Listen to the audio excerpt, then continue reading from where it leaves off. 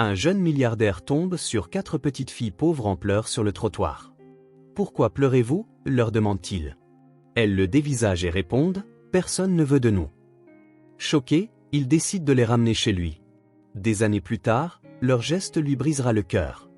Avant de commencer l'histoire, n'oubliez pas de laisser un like et de vous abonner à la chaîne pour voir plus d'histoires comme celle-ci. L'horloge numérique du tableau de bord de la Bentley indiquait 23h47. Owen desserra légèrement sa cravate noire tandis que son chauffeur manœuvrait dans les rues huppées de New York.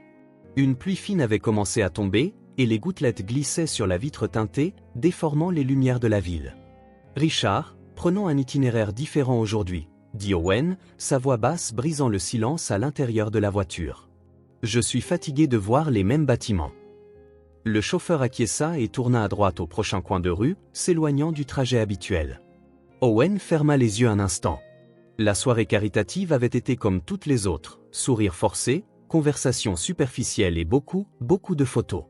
Les magazines du lendemain afficheraient à nouveau son nom en gros titres. Owen, 29 ans, le jeune milliardaire, fait don de millions aux enfants dans le besoin. L'ironie ne lui échappait pas.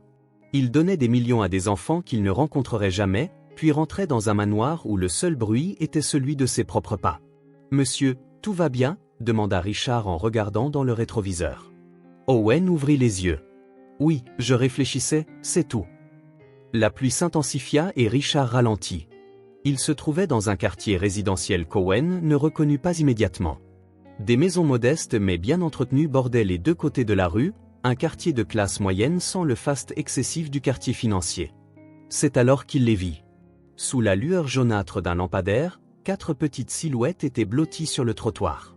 Malgré la pluie battante, elles restaient là, immobiles. « Richard, arrêtez la voiture. »« Monsieur ? Arrêtez la voiture, maintenant !» La Bentley s'arrêta en douceur sur le bas-côté. Owen n'attendit pas que Richard lui ouvre la portière. Il sortit rapidement, ignorant la pluie qui commençait à tremper son costume à $12 000. En s'approchant, il vit que c'étaient des enfants. 4 petites filles, trempées et grelottantes. L'aînée ne pouvait pas avoir plus de 6 ans, et la plus jeune semblait en avoir environ 4. Elles étaient assises ensemble, se serrant les unes contre les autres, pleurant en silence. « Bonjour », dit Owen en se penchant à leur niveau. « Vous êtes perdus ?» Les filles se rapprochèrent encore, comme des oiseaux effrayés. L'aînée attira les autres plus près d'elle. « Je ne vais pas vous faire de mal », continua-t-il, sa voix plus douce maintenant. « Il pleut, vous allez tomber malade. Où sont vos parents ?» L'aîné le regarda, ses grands yeux sombres remplis de peur et d'autre chose, de résignation. Un enfant si petit ne devrait pas connaître ce sentiment. « Je peux vous aider à rentrer chez vous », insista Owen, remarquant que leurs vêtements n'étaient pas seulement mouillés, mais aussi sales et usés. Ce fut la plus jeune qui parla enfin, sa voix aussi minuscule qu'elle, « Personne ne veut de nous. » 3 mots. Simples, directs et dévastateurs. Owen eut l'impression d'avoir reçu un coup de poing dans l'estomac. L'air quitta ses poumons, et pendant un instant, il ne put plus respirer. Cette phrase, prononcée par une enfant si jeune, portait en elle un univers de douleur qu'il ne connaissait que trop bien. Personne ne veut de nous. Des images de sa propre enfance envahirent son esprit. Un garçon assis seul dans une salle d'attente froide, des foyers temporaires, des visages qui allaient et venaient, le mot « retourner » murmuré quand on pensait qu'il n'entendait pas. « Richard » appela Owen sans quitter les filles des yeux. « Apportez les couvertures du coffre. » Le chauffeur, confus mais efficace, apporta les couvertures qu'Owen gardait toujours dans la voiture pour les urgences. « Vous avez froid » demanda Owen en leur tendant les couvertures. « Elles sont douces. » La plus jeune tendit une main hésitante et toucha le tissu. « C'est doux » approuva-t-elle, jetant un coup d'œil à l'aîné, demandant silencieusement la permission. L'aîné étudia Owen avec une intensité qui ne correspondait pas à sa taille. Elle ne lui faisait pas confiance, et pourquoi le devrait-elle ? Mais il pleuvait, ses sœurs étaient mouillées et avaient froid, et cet homme offrait des couvertures sèches. Elle fit un petit signe de tête et les 4 filles acceptèrent les couvertures, s'enveloppant dedans. « Je m'appelle Owen », dit-il. « Quels sont vos noms ?» Silence. Puis l'aîné parla, sa voix étonnamment stable, « Je suis Sophie. Voici mes sœurs, Luma, Bella et Issa. » Elles étaient si petites, si fragiles, assises là sous la pluie, sans personne pour les protéger. « Avez-vous faim ?» demanda Owen. 4 paires d'yeux s'illuminèrent un bref instant avant que la méfiance ne revienne. C'est alors qu'Owen fit quelque chose qu'il n'avait pas prévu, quelque chose qu'il n'avait pas analysé avec la précision habituelle d'un homme qui avait bâti un empire en calculant chaque mouvement. « Voulez-vous venir avec moi? J'ai de la nourriture à la maison et des lits chauds. Au moins jusqu'à ce qu'on trouve où vous devriez être. » Les mots sortirent avant qu'il ne puisse penser aux implications légales, aux complications, à l'absurdité de la situation. Un milliardaire célibataire invitant 4 enfants inconnus chez lui au milieu de la nuit. Mais quelque chose dans ces mots, « personne ne veut de nous », avait brisé une barrière en lui. Les filles se regardèrent, une conversation silencieuse passant entre elles. Ce fut Sophie qui prit à nouveau la décision. « On peut rester ensemble? » « Bien sûr, » répondit Owen immédiatement. « Et si ça ne nous plaît pas, on peut partir ?» Owen déglutit difficilement. « Oui. Vous n'êtes pas prisonnière. » Sophie se leva, tenant toujours la main d'Issa, la plus jeune. « Alors allons-y. » Richard, qui avait observé toute la scène avec une inquiétude croissante, ouvrit la portière de la voiture. Les filles hésitèrent à la vue du véhicule luxueux. « Vous ne risquez rien, » les assura Owen. « Richard est mon chauffeur depuis des années. » Une par une, les filles montèrent dans la Bentley, s'entassant sur la banquette arrière, toujours enveloppées dans les couvertures. La voiture glissa doucement sous la pluie tandis qu'Owen essayait de comprendre ce qu'il venait de faire. Il devait y avoir des lois contre ça, sûrement. Il aurait dû appeler la police ou les services sociaux. Mais quelque chose dans le regard de ses filles, quelque chose qui reflétait son propre passé, l'avait poussé à agir. « Monsieur, » murmura Richard assez bas pour qu'Owen seul entende, « je dois vous rappeler que c'est... » « Je sais, Richard, » l'interrompit on. « Nous réglerons tout légalement demain. Pour l'instant, elles ont besoin d'un endroit sûr. » Le reste du trajet se passa en silence. Les filles regardaient la ville défiler par la fenêtre, les yeux écarquillés devant les lumières et les gratte-ciels imposants. Alors qu'ils approchaient du quartier exclusif où vivait Owen, quand la voiture s'arrêta devant le portail en fer forgé, Owen vit Bella, la deuxième plus jeune, se recroqueviller. « C'est ici que tu vis ?» demanda l'humain, sa voix à peine un murmure. « Oui, » répondit Owen, essayant d'imaginer ce que sa maison devait leur paraître. Le manoir en pierre blanche, avec ses colonnes imposantes et ses jardins parfaitement entretenus, devait sembler intimidant pour de si petits enfants. Les portes s'ouvrirent automatiquement et la voiture suivit l'allée circulaire, s'arrêtant devant l'entrée principale. « Nous sommes arrivés », annonça Owen, essayant de paraître décontracté, comme s'il ramenait 4 enfants inconnus à la maison tous les jours. Le manoir était silencieux et sombre lorsqu'ils entrèrent. Seules les lumières de sécurité éclairaient le chemin. Owen alluma les lumières de l'immense hall d'entrée, révélant des sols en marbre, des escaliers courbes et des œuvres d'art de valeur. « Waouh !» murmura Bella, oubliant momentanément sa peur. « Vous devez avoir faim, » dit Owen en les guidant vers la cuisine. C'était un espace clinique, tout en acier inoxydable et marbre blanc, une cuisine conçue pour un chef professionnel, pas pour une famille. Les filles s'assirent avec hésitation sur les hauts tabourets autour de l'îlot central, toujours enveloppés dans les couvertures, pendant qu'Owen ouvrait le réfrigérateur. Il s'aventurait rarement à l'intérieur, son chef personnel s'occupait habituellement de tous les repas. Il balaya le contenu du regard, réalisant qu'il n'avait aucune idée de ce que mangeaient les petits-enfants. « Des sandwichs ? Je peux faire des sandwichs. » Les filles hochèrent la tête, observant chacun de ses mouvements avec une attention prudente. Owen commença à préparer des sandwichs simples avec ce qu'il trouva, pain, fromage, jambon. Ses mains, habituées à signer des contrats de plusieurs millions de dollars, tâtonnaient maintenant avec la tâche basique d'étaler de la mayonnaise. « Vous aimez le jus ?» demanda-t-il en trouvant une brique de jus d'orange dans le frigo. 4 têtes acquiescèrent affirmativement. Alors qu'elles mangeaient en silence, Owen réalisa à quel point elles étaient affamées. Elles dévorèrent les sandwichs rapidement, leurs yeux cherchant déjà plus. « Je peux en faire d'autres ?» proposa-t-il, et elles acceptèrent avec empressement. Tout en préparant la deuxième fournée de sandwichs, Owen étudia les filles. Maintenant, sous les lumières vives de la cuisine, il pouvait voir leurs traits plus clairement. Elles avaient toutes les cheveux foncés et de grands yeux, mais chacune était distincte. Sophie, l'aînée, avait une attitude maternelle malgré son jeune âge. L'humain était calme, ses yeux observant tout avec curiosité. Bella avait un visage délicat qui correspondait à son nom, avec quelques taches de rousseur sur le nez. Issa, la plus jeune, avait des joues rondes et des yeux trop grands pour son petit visage. Après avoir mangé, l'épuisement commença à les gagner. Issa bâilla, se frottant les yeux avec de minuscules poings. « Vous avez besoin d'un bain chaud et de vêtements secs, » dit Owen, réalisant soudain qu'il n'avait pas de vêtements d'enfant dans la maison. Pour l'instant, je peux vous prêter certains de mes t-shirts pour dormir. Demain, nous achèterons de nouveaux vêtements. Il les conduisit le long du large couloir jusqu'à l'aile des invités, où se trouvaient 4 chambres adjacentes. Chacune de vous peut avoir sa propre chambre, expliqua-t-il en ouvrant les portes pour leur montrer les espaces élégants et minimalistes. Les filles restèrent groupées, regardant les chambres avec appréhension. « On ne peut pas rester ensemble ?» demanda Sophie en serrant la main d'Issa. « Bien sûr », répondit Owen rapidement. « Vous pouvez toutes rester dans la même chambre si vous préférez. » Elles choisirent la plus grande chambre, avec un lit king size et une vue sur le jardin arrière. Owen leur montra la salle de bain attenante, expliquant comment utiliser la douche et laissant des serviettes douces pour chacune d'elles. « Je vais vous chercher des t-shirts pour pyjama, » dit-il en sortant pour leur laisser de l'intimité. Quand il revint avec des t-shirts pliés, il les trouva toutes les 4 assises sur le bord de l'immense lit, toujours enveloppées dans les couvertures, intactes. « Vous n'avez pas pris de bain ?» demanda-t-il, confus. « On ne sait pas comment fonctionne cette douche, » expliqua Luma. « Il y a trop de boutons. » Owen réalisa son erreur. La salle de bain des invités avait un système de douche numérique avec plusieurs réglages. « Je vais vous montrer » proposa-t-il, entrant dans la salle de bain et ajustant la température et la pression de l'eau. Une par une, les filles prirent leur bain pendant qu'Owen attendait dehors. Il entendit des rires occasionnels alors qu'elles découvraient les jets latéraux ou les lumières colorées qui pouvaient être allumées.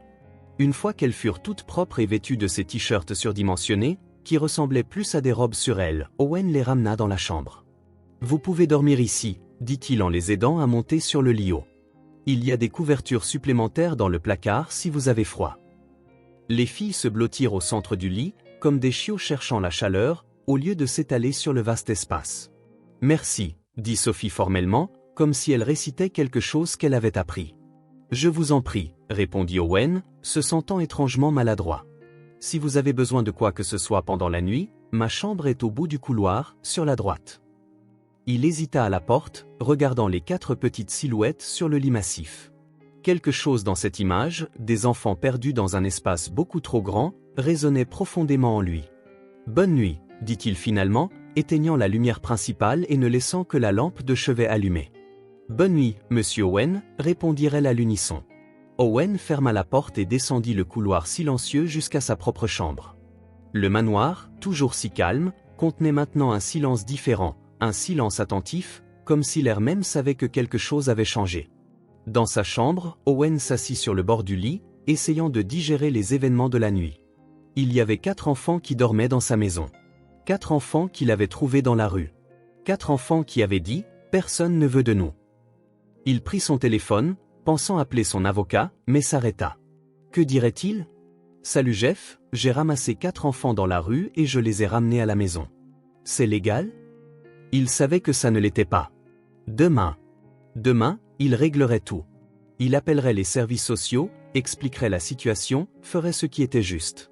Mais alors qu'il se préparait à se coucher, une partie de lui savait déjà que ce qui était juste pourrait ne pas être si clair après tout. Au milieu de la nuit, Owen fut réveillé par un son qu'il n'avait jamais entendu dans sa maison, le bruit de petits pas dans le couloir, suivi de pleurs étouffés. Il se leva rapidement et ouvrit la porte. Dans le couloir sombre, 4 petites silhouettes se tenaient blotties, l'air perdu. « On a peur » dit Bella, sa voix tremblante. « La chambre est trop grande et trop sombre. » Owen sentit un pincement au cœur. « Voulez-vous une veilleuse ?» Elles hochèrent la tête en silence. « Venez » dit-il en les raccompagnant dans la chambre. Il trouva une petite lampe et la brancha près du lit. « C'est mieux ?» « Un peu » répondit Sophie, mais aucune d'elles ne bougea pour retourner dans le lit. « Que puis-je faire d'autre » demanda Owen, voulant sincèrement aider. Issa, la plus jeune, le regarda avec de grands yeux et dit avec une honnêteté douloureuse. Dans l'autre endroit, on dormait toutes dans une petite chambre ensemble. Ici, c'est si grand, on a l'impression qu'on va se perdre.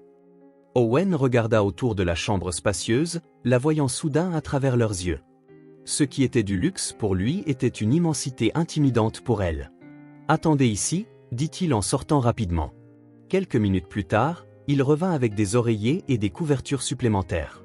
Au milieu de la pièce, il commença à les empiler, créant une sorte de nid sur le sol. « Qu'en dites-vous » demanda-t-il. « C'est petit et douillet. » Les filles regardèrent curieusement la construction improvisée.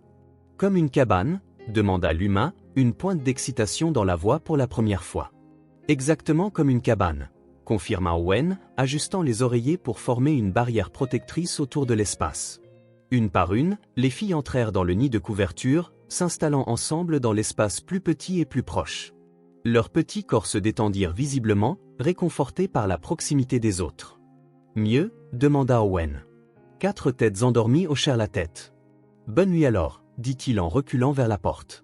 Monsieur Owen, la voix d'Issa l'arrêta. Pouvez-vous rester jusqu'à ce qu'on s'endorme? Owen s'arrêta, surpris par la demande.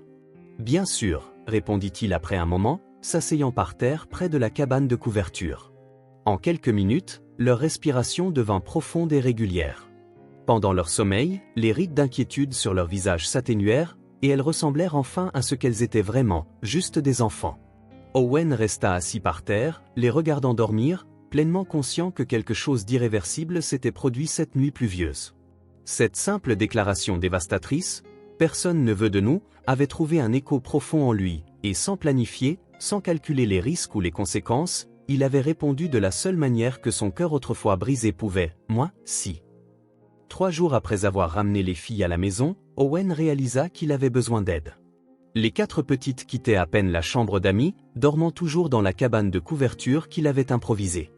Elles mangeaient peu, parlaient encore moins et restaient toujours collées les unes aux autres, comme si elles craignaient que quelqu'un ne les sépare à tout moment. Son assistant personnel, Marcus, avait trouvé Elena Garcia, une puéricultrice avec plus de 20 ans d'expérience. Quand Owen l'interrogea, quelque chose dans le calme naturel de cette femme d'âge mûr le convainquit. Les enfants ont besoin de se sentir en sécurité avant toute chose, expliqua Elena lors de son entretien, ses yeux bruns rayonnant une sérénité qu'Owen enviait. La confiance vient en premier, ensuite le reste. Il l'embaucha sur le champ. Le premier matin d'Elena au manoir, Owen l'accompagna dans la chambre des filles. Elles dormaient encore, blotties les unes contre les autres comme des chiots. Elles dorment comme ça toutes les nuits, demanda Elena à voix basse. Owen hocha la tête. J'ai essayé de les mettre dans le lit, mais elles finissent toujours par retourner par terre, ensemble. Elena observa la scène un moment. Elles se protègent mutuellement. C'est courant chez les enfants qui ont vécu des moments difficiles. Quand les filles se réveillèrent et virent l'étrangère, leurs visages se fermèrent instantanément. Sophie, l'aînée, se plaça devant les 3 autres. « Bonjour », salua Elena en gardant ses distances. « Je m'appelle Elena. Je suis venue pour vous aider, vous et Monsieur Owen. » Aucune réponse. « Elle s'occupera de vous pendant la journée », expliqua Owen, sentant la tension dans l'air. Elena sait faire de délicieux pancakes. Vous aimez les pancakes? Issa, la plus jeune, écarquilla les yeux mais cacha rapidement son intérêt quand Sophie la regarda. Je peux faire des pancakes pour le petit déjeuner, proposa Elena. Avec des fraises et du miel, si vous voulez. Le ventre de Bella gargouilla bruyamment, brisant une partie de la tension. Luma étouffa un petit rire. Je suppose que c'est un oui, conclut Owen en échangeant un regard entendu avec Elena. Dans la cuisine, les filles s'assirent ensemble d'un côté du grand îlot, observant silencieusement Elena préparer la pâte. Owen tournait à proximité, incertain de son rôle dans cette nouvelle dynamique. « Monsieur Owen, pourriez-vous s'il vous plaît prendre les fraises dans le réfrigérateur ?» demanda Elena, l'incluant naturellement dans la tâche. Il obéit, étrangement soulagé d'avoir quelque chose à faire. Alors qu'il posait le bol de fraises sur le comptoir, Elena sourit. « Maintenant, il faut les laver. Quelqu'un veut t'aider ?» Bella, la deuxième plus jeune, lorgna les fraises rouges vifs avec une curiosité évidente. Après une brève hésitation, elle leva timidement la main. « Je peux aider », dit-elle, sa voix presque un murmure. « Super », s'exclama Elena sans exagérer l'enthousiasme. « On va les mettre dans cette passoire et les laver ensemble. » Owen regarda, surpris, Bella glisser du haut tabouret et marcher avec hésitation vers Elena. La puéricultrice apporta un petit marchepied, le positionnant près de l'évier pour que l'enfant puisse atteindre le robinet. Au cours des jours suivants, Owen suivit les conseils d'Elena et ne força pas la proximité. Il restait présent, mais pas intrusif. Il observa comment Elena gagnait lentement la confiance des filles avec de petits gestes constants. Les enfants qui ont vécu un traumatisme ont besoin de prévisibilité, expliqua Elena à Owen un soir, après que les filles se soient endormies. J'établis des routines. Cela aide à créer de la sécurité. Owen hocha la tête, prenant des notes mentales. Lui qui avait bâti un empire basé sur les données et les stratégies étudiait maintenant quelque chose de complètement différent. Comment faire pour que 4 petits enfants lui fassent confiance? L'après-midi du 7e jour, Owen passa près du salon et vit Elena lire une histoire aux filles. Elles étaient assises sur le tapis autour d'elle, captivées par les illustrations vives du livre. « Monsieur Owen, voulez-vous finir l'histoire » proposa Elena en le voyant. « Je dois préparer un goûter. » 4 paires d'yeux se tournèrent vers lui, méfiantes mais plus effrayées. Owen sentit une boule dans sa gorge. C'était la première fois qu'elle ne semblait pas terrifiée en sa présence. « Bien sûr, » dit-il en prenant la place laissée par Elena. Il prit le livre avec précaution, comme s'il s'agissait d'un objet de valeur. C'était une histoire d'animaux de la forêt formant une famille improvisée. L'ironie ne lui échappa pas. Le petit hérisson regarda ses nouveaux amis. Commença Owen à lire là où Elena s'était arrêtée, et réalisa que peu importait qu'ils ne se ressemblent pas. Ce qui comptait, c'est qu'ils prenaient soin les uns des autres. Sa voix, habituellement utilisée pour commander dans les salles de conseil, s'ajusta maintenant pour raconter une histoire d'enfant. Il changea de ton pour chaque personnage, faisant des voix différentes qui arrachèrent un petit sourire à Issa. Quand le livre fut terminé, il y eut un moment de silence. « Tu fais des voix drôles », commenta enfin Luma. Owen sourit, surpris par la remarque. « Vraiment ? Je n'ai jamais fait ça avant. »« Tu ne lis jamais d'histoire » demanda Bella, son petit visage perplexe. « Pas à des enfants » admit-il honnêtement. « Alors, à qui tu lis, alors » demanda Sophie. Owen réfléchit un instant. « Je suppose, juste à des adultes, dans des réunions. Et ce ne sont pas des histoires amusantes comme celle-ci. »« C'est triste » déclara Issa avec l'honnêteté brutale des très jeunes enfants. Owen ne put s'empêcher de rire. « Oui, je suppose que ça l'est. » Cette petite interaction ouvrit une porte. Les nuits suivantes, Owen rejoignit la routine de l'histoire du soir. Les filles dormaient toujours ensemble dans la cabane de couverture, mais maintenant elles le laissaient s'asseoir sur le bord pour lire. Elena, observant le changement, sourit avec approbation. « Vous vous débrouillez bien », commenta-t-elle un soir alors qu'Owen la raccompagnait à la porte. « Continuez comme ça. »« Qu'est-ce que je fais de bien, exactement » demanda-t-il, sincèrement curieux. « Vous êtes constant, répondit-elle. Et authentique. Les enfants sentent le mensonge plus vite que les adultes. » La 2e semaine, Owen annula un important voyage d'affaires pour rester avec les filles. Son assistant était perplexe, mais Owen était déterminé. « Reportez la réunion » ordonna-t-il au téléphone. « Dites-leur que j'ai eu une urgence familiale. » Le mot « famille » lui échappa naturellement, sans qu'il ne remarque son implication. Chaque jour qui passait, de petites percées se produisaient. Luma, la silencieuse, s'intéressa au piano à queue dans le salon. Owen la trouva appuyant timidement sur quelques touches. « Tu aimerais apprendre » demanda-t-il, gardant ses distances pour ne pas l'effrayer. Elle hocha la tête, ses yeux brillants. « Je peux te montrer quelques notes » proposa-t-il, se rappelant les leçons qu'il avait eues enfant. Il s'assit au piano, lui laissant de la place. Après un moment d'hésitation, Luma monta sur le banc à côté de lui. Il positionna ses petits doigts sur les touches. « Ce sont les notes de haut clair de la lune » expliqua-t-il en appuyant doucement sur chaque touche. Luma répéta le mouvement, concentré. Un léger sourire apparut lorsqu'elle réussit à reproduire correctement la séquence. Sophie, toujours attentive à ses sœurs, commença à poser des questions pratiques sur la maison, sur l'endroit où les choses étaient rangées, sur les règles. Owen réalisa que, même si jeune, elle avait endossé le rôle de responsable. « Tu n'as pas à t'inquiéter de tout ça » lui dit-il doucement. « Tu es encore une enfant, Sophie. » Elle le regarda avec des yeux bien trop sages pour son âge. « Quelqu'un doit s'occuper d'elle. »« Il y a plus de gens pour aider maintenant, » répondit Owen. « Elena et moi sommes là. » Quelque chose sur le visage de la fille se détendit légèrement. Un après-midi, Owen trouva Issa, la plus jeune, errant seule dans le couloir, la première fois que l'une d'elles se séparait du groupe. Elle portait une poupée en lambeaux, un jouet usé qu'elles avaient apporté avec elles. « Salut Issa » salua-t-il en s'accroupissant à son niveau. « Où sont tes sœurs ?»« Elles dorment » répondit-elle. « Mais Rosie n'a pas sommeil. »« Rosie, c'est ta poupée ?» demanda Owen. Issa hocha la tête, serrant la poupée plus fort contre elle. « Elle a faim. » Owen considéra ses options. C'était la première fois qu'une des filles le sollicitait. « Tu veux qu'on fasse un goûter pour Rosie dans la cuisine ?» Les yeux d'Issa s'illuminèrent. « Elle aime les biscuits. » Quelle coïncidence, répondit Owen avec sérieux. Moi aussi. Dans la cuisine, il aida Issa à monter sur le haut tabouret et posa quelques biscuits sur une assiette. La petite, très sérieusement, fit semblant de nourrir la poupée.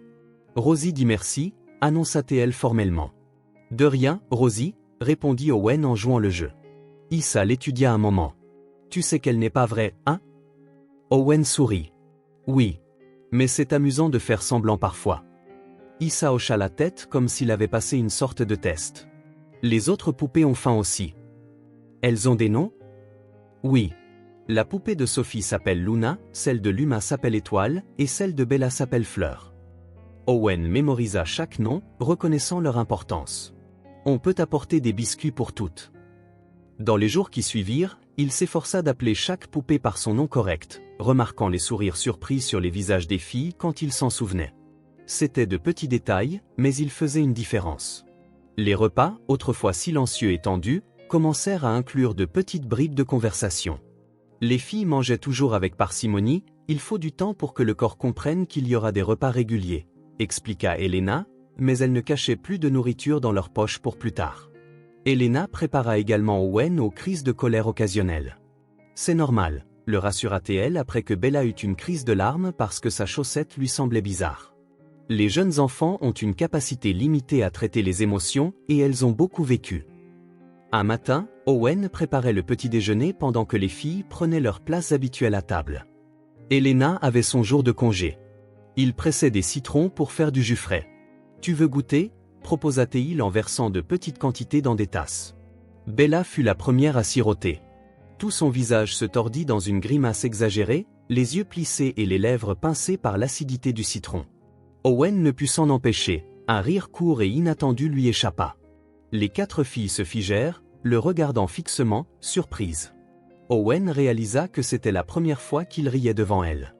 La prise de conscience le frappa, c'était la première fois qu'il riait spontanément depuis combien de temps? Des années. Bella, après un moment de choc, fit une autre grimace, encore plus exagérée. Owen rit à nouveau, plus librement cette fois. Bientôt, elles faisaient toutes des grimaces idiotes, essayant de se surpasser les unes les autres, et la cuisine, habituellement si silencieuse et immaculée, résonna de rire. Owen sentit quelque chose d'étrange dans ses joues, les muscles lui faisaient mal à force de sourire, peu habitué à l'exercice. Cet après-midi-là, il trouva Bella assise à la table de la salle à manger avec du papier et des crayons de couleur étalés devant elle. Elle dessinait intensément, la langue tirée en profonde concentration. « Je peux voir ce que tu dessines ?» demanda-t-il en s'approchant lentement. Bella hocha la tête, faisant glisser le papier vers lui.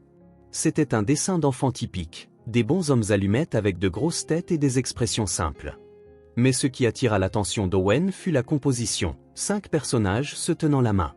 4 petits, un plus grand. « C'est très joli, » dit-il, la voix légèrement étranglée. « Qui sont-ils » Bella pointa chaque personnage en expliquant « Ça, c'est Sophie. Ça, c'est Luma. Ça, c'est moi. Ça, c'est Issa. » Elle marqua une pause, le regardant avec un mélange d'hésitation et d'espoir. « Et ça, c'est toi. » Owen sentit quelque chose se serrer dans sa poitrine. « Moi ?» Bella hocha la tête. « On se tient tous la main. »« Je vois » fut tout ce qu'il réussit à dire. « Je peux le scotcher sur le frigo ?» demanda-t-elle. Elena a dit qu'on scotche les dessins sur le frigo des familles. Le mot « famille » frappa Owen durement. Il déglutit. « Bien sûr que tu peux » répondit-il enfin. Il la suivit jusqu'à la cuisine et l'aida à coller le dessin sur le réfrigérateur avec des aimants. Quand le papier fut en place, coloré et vibrant contre l'acier inoxydable, Bella sourit fièrement. « Maintenant, ça ressemble à une vraie maison », déclara-t-elle avant de courir montrer à ses sœurs. Owen resta dans la cuisine, contemplant le dessin. 5 personnages se tenant la main sous un grand soleil jaune. L'image déclencha un souvenir si fort qu'il lui coupa presque le souffle, lui-même, à 6 ans, assis à une table dans le foyer d'accueil, dessinant des bons hommes allumettes. Un homme, une femme, un garçon. Une famille qui n'existait pas. Une famille qui ne viendrait jamais le chercher. L'éducatrice du foyer avait été gentille, elle avait épinglé le dessin, mais Owen avait vu la pitié dans ses yeux. Ce dessin était resté affiché pendant des semaines, un rappel constant de son désir le plus profond et de sa plus grande impossibilité. Maintenant, 30 ans plus tard, une autre enfant avait dessiné une famille et l'Y avait inclus. La simplicité du geste, l'espoir dans ses traits enfantins, créèrent une fissure dans l'armure qu'il avait construite autour de son cœur au fil des ans. Il toucha doucement le dessin, comme s'il s'agissait de quelque chose de précieux et fragile.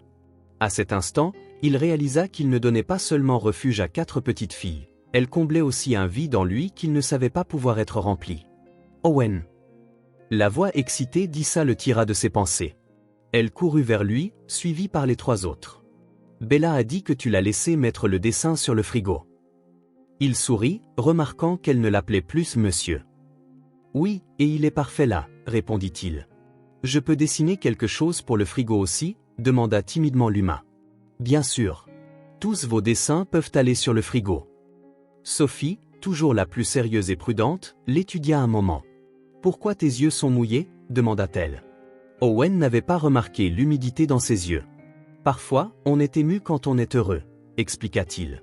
Tu es heureux avec nous ici, demanda Issa, ses grands yeux pleins d'espoir. Owen s'agenouilla à leur niveau.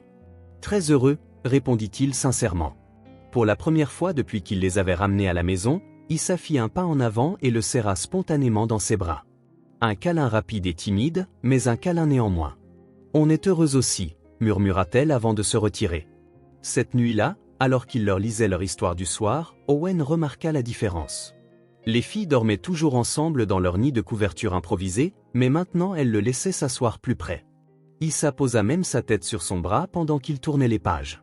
Quand il eut fini de lire et qu'elles étaient toutes presque endormies, il entendit la voix endormie de Bella. « Bonne nuit, Owen. »« Bonne nuit, Bella, » répondit-il, une chaleur inondant sa poitrine. Dans le couloir, en allant vers sa propre chambre, Owen s'arrêta pour regarder à nouveau le dessin sur le frigo. 5 personnages se tenant la main sous un grand soleil jaune. De petits signes de vie avaient commencé à éclore, non seulement chez les enfants qui commençaient à se sentir en sécurité, mais aussi en lui. Quelque part au fond, une graine d'affection véritable prenait racine, fissurant des années de béton émotionnel. Pour la première fois depuis très longtemps, Owen dormit sans le poids de la solitude. La sonnette du manoir retentit un mardi à 10h15. Owen était dans son bureau improvisé dans le salon, travaillant sur son ordinateur portable tout en gardant un œil sur les filles qui jouaient. Elles avaient des pièces de puzzle étalées sur le tapis, et Elena aidait Issa à emboîter une pièce particulièrement difficile. Au cours des dernières semaines, les enfants avaient commencé à se séparer un peu plus, gagnant la confiance nécessaire pour explorer différentes parties de la maison, bien que ne s'éloignant jamais trop les unes des autres. La sonnette brisa la paix matinale. Les 4 filles levèrent instantanément la tête, comme de petits chevreuils alertés par le moindre bruit dans la forêt. En quelques secondes, elles se regroupèrent, Sophie se plaçant instinctivement devant les autres. « J'y vais, » dit Elena en se levant. « Non, laissez-moi, » interrompit Owen en fermant l'ordinateur portable. « Restez avec elle. » En se dirigeant vers la porte, Owen jeta un coup d'œil par la fenêtre latérale et vit une voiture d'allure officielle garée devant. Son estomac se noua. D'une manière ou d'une autre, il savait que ce moment arrivait. Il prit une profonde inspiration et ouvrit la porte. « Bonjour, » dit une femme en tailleur gris, l'expression sérieuse, un dossier à la main. « Monsieur Owen est ? » ?»« Oui, c'est moi. » Elle tendit une carte. « Diane Foster, assistante sociale des services de protection de l'enfance. Je dois vous parler des 4 enfants sous votre garde. » L'hésitation avant « garde » ne passa pas inaperçue. « Bien sûr, » répondit Owen, forçant sa voix à rester stable. « Entrez, je vous en prie. » Il la conduisit à son bureau principal, loin de l'endroit où se trouvaient les filles. Du coin de l'œil, il vit Elena les guider à l'étage, comme pour les protéger. « Monsieur, » commença Diane, allant droit au but, « il y a environ 5 semaines, vous avez trouvé 4 mineurs non accompagnés et les avez amenés à votre résidence sans en informer les autorités, c'est exact. » Owen sentit son cœur s'accélérer. « Oui. Je les ai trouvés seuls, une nuit pluvieuse. Elles avaient froid, peur, faim.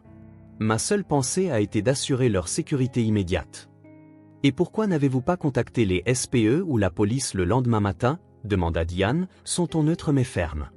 La vérité était trop compliquée. Comment expliquer qu'au fil des jours, l'idée de remettre les filles au système était devenue de plus en plus insupportable? Que son avocat travaillait discrètement sur les démarches légales pour une éventuelle adoption? J'ai consulté mon avocat sur les procédures légales appropriées. Le processus est en cours, répondit-il, choisissant soigneusement ses mots. Diane ouvrit son dossier et sortit 4 photographies, les posant sur le bureau. Reconnaissez-vous ces enfants? Owen regarda les photos officielles, des clichés des 4 filles avec des expressions solennelles et effrayées, le genre utilisé pour la documentation institutionnelle. Oui, ce sont elles. Sophia, Luma, Isabella et Isidora Martinez, lut Diane sur un formulaire. Sœurs. Orphelines depuis environ 6 mois, suite à un accident de voiture qui a coûté la vie à leurs parents. Elles étaient en placement temporaire au foyer Rayon de Soleil quand elles ont disparu. Owen sentit une pointe au cœur en entendant les noms complets des filles et une partie de leur histoire. Pendant les semaines passées avec lui, il n'avait jamais insisté pour obtenir des détails sur leur passé. Elles se sont enfuies, demanda-t-il, bien qu'il s'en doutât déjà. Apparemment oui. Elles sont sorties par une fenêtre au milieu de la nuit et ont disparu. Il y a eu une recherche approfondie impliquant la police et des bénévoles. Diane le regarda fixement. Monsieur, je comprends que vos intentions aient pu être bonnes, mais ce que vous avez fait, au minimum, une grave infraction au protocole. Que va-t-il se passer maintenant? Demanda-t-il, essayant de garder sa voix stable. Je dois évaluer la situation complète. Parler aux enfants, inspecter les conditions de vie, examiner votre statut. Le service prendra ensuite une décision basée sur cette évaluation. Une décision sur quoi, exactement? Insista Owen, la peur montant en lui. S'ils peuvent rester temporairement sous votre supervision pendant qu'une éventuelle demande de garde est traitée, ou s'ils doivent retourner dans le système d'accueil jusqu'à ce qu'une décision finale soit prise. Owen sentit son sang se glacer. Retourner dans le système signifiait qu'elle retournerait probablement au foyer Rayon de Soleil ou à une institution similaire, selon les disponibilités. Ensemble, demanda-t-il, sa voix lui manquant presque. L'hésitation de Diane fut une réponse suffisante. Nous faisons tout notre possible pour garder les fratries ensemble, mais ce n'est pas toujours réalisable, surtout avec 4 enfants. La pensée qu'elles puissent être séparées était insupportable.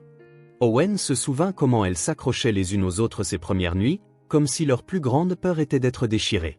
Je dois leur parler maintenant, dit Diane en fermant son dossier. Individuellement, si possible. Owen voulut protester.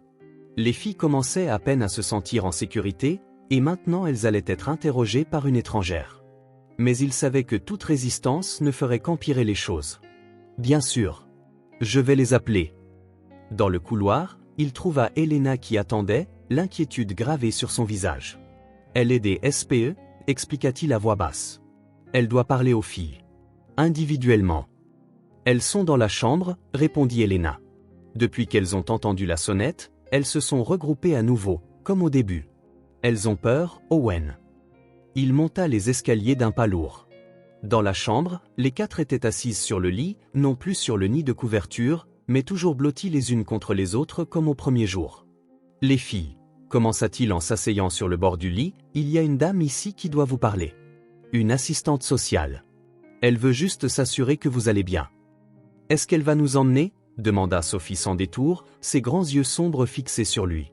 Owen sentit une boule dans sa gorge. Il voulait promettre que non, mais il ne pouvait pas mentir. Je ne sais pas, répondit-il honnêtement. J'espère que non. Je fais tout ce que je peux pour que vous puissiez rester ici. Pourquoi veut-elle nous parler? Demanda Luma, sa voix habituellement calme tremblant maintenant. C'est son travail de s'assurer que les enfants sont en sécurité et bien traités, expliqua Owen. Vous devez juste répondre à ces questions honnêtement. Lui dire comment c'est de vivre ici. Et si on ne veut pas lui parler? Demanda Bella en croisant les bras. C'est mieux si vous le faites, répondit Owen doucement. Je serai tout prêt tout le temps. À contre-cœur, les filles descendirent. Diane attendait dans le salon, arborant un sourire professionnel. Bonjour les filles, salut-a-t-elle. Je suis Diane. On peut parler un peu? Quand Diane demanda à leur parler individuellement, Owen essaya d'expliquer qu'elles se sentaient plus en sécurité ensemble, mais l'assistante sociale fut ferme. C'est la procédure standard. Nous devons nous assurer que chaque enfant peut parler librement, sans influence des autres. Owen regarda, impuissant, Sophie, l'aînée, suivre Diane dans le bureau. Elena essaya de distraire les 3 autres avec un jeu de mémoire, mais personne n'était vraiment concentré. Les 20 minutes suivantes semblèrent interminables. Quand Sophie revint enfin, son petit visage était fermé et sérieux. Elle alla directement vers ses sœurs, évitant le regard d'Owen. Une par une, les 4 filles eurent leurs entretiens privés avec Diane. Chacune revint plus silencieuse qu'avant. Issa, la plus jeune, revint en larmes silencieuses, courant directement dans les bras d'Elena. « Bien, monsieur », dit Diane en revenant dans le salon après le dernier entretien. « Je dois rédiger mon rapport complet. Je reviendrai dans quelques jours avec la décision du service. » Après son départ, un lourd silence s'abattit sur la maison. Les filles disparurent à l'étage, probablement de retour dans la chambre. Owen les trouva non pas sur le lit, mais de retour dans leur ancien nid de couverture sur le sol, toutes blotties ensemble comme les premiers jours. « Elle a posé beaucoup de questions, » dit Sophie quand il entra. « Quel genre de questions ?» demanda Owen en s'asseyant par terre près d'elle. « Si tu es gentil, si on mange bien, si on va à l'école, » énuméra Sophie. « Si on veut retourner au foyer. » Owen sentit un pincement. « Et qu'avez-vous dit ?»« On a dit non, » s'exclama Bella. « On lui a dit qu'on voulait rester avec toi. » Pendant un instant, Owen sentit une vague d'espoir. Mais ensuite, il vit la peur sur leur visage et la réalité de la situation le frappa durement. Cette nuit-là, juste au moment où il était sur le point de s'endormir, il entendit un son qu'il n'avait pas entendu depuis des semaines, les sanglots étouffés d'une des filles. Il se leva rapidement et alla dans leur chambre. Issa était assise dans le nid de couverture, des larmes silencieuses coulant sur son visage. Les 3 autres étaient réveillés aussi, leurs yeux brillants dans la pénombre. « Un mauvais rêve ?» demanda Owen doucement, s'agenouillant à côté d'elle. Issa hocha la tête, serrant sa poupée usée contre sa poitrine. « Elle a rêvé qu'on devait partir », expliqua Sophie en serrant sa plus jeune sœur dans ses bras. « Et qu'ils allaient nous mettre dans des maisons différentes. » La peur dans sa voix était palpable. Owen sentit son propre cœur se serrer. « Je fais tout ce que je peux pour empêcher ça, » promit-il. « Pouh !» Il resta là, racontant des histoires jusqu'à ce qu'elle s'endorme tout à nouveau. Quand il retourna dans sa propre chambre, le soleil commençait déjà à se lever. Dans les jours qui suivirent, il remarqua des changements alarmants dans le comportement des filles. C'était comme si la visite de l'assistante sociale avait anéanti des semaines de progrès en quelques heures. Issa, qui avait commencé à parler davantage et à tisser des histoires élaborées sur sa poupée, ne disait maintenant presque plus un mot. Elle communiquait principalement par hochements de tête et gestes, comme au début. « C'est une réponse au stress », expliqua Elena à Owen alors qu'il regardait Issa jouer tranquillement avec Rosie. « Elle se protège en revenant à un état où elle se sent plus en sécurité. » Sophie, toujours la plus responsable, devint encore plus vigilante avec ses sœurs. Elle ne quittait plus leur côté un instant, même quand Elena encourageait des activités séparées. Un matin, alors que les autres dormaient encore, Elena l'appela discrètement dans la chambre. « Elle a des accidents nocturnes », dit Elena à voix basse, montrant le drap mouillé qu'elle essayait de changer sans que les autres ne le remarquent. « C'est courant en cas de stress extrême. » Régression. Owen hocha la tête, se rappelant sa propre enfance dans le système d'accueil. Combien de fois avait-il mouillé son lit après avoir été déplacé dans une nouvelle maison ou entendu une autre promesse rompue? Luma, habituellement calme et réfléchie, commença à avoir des accès de colère complètement inhabituels. Si elle frappait une fausse note au piano, elle martelait les touches avec frustration. Si une pièce de puzzle ne s'emboîtait pas, elle jetait toutes les pièces de la table. De petites actions, mais elles révélaient la tempête émotionnelle en elle. Mais le changement le plus préoccupant concernait Bella. La fille qui avait toujours montré tant d'enthousiasme à l'heure des repas refusait maintenant de manger.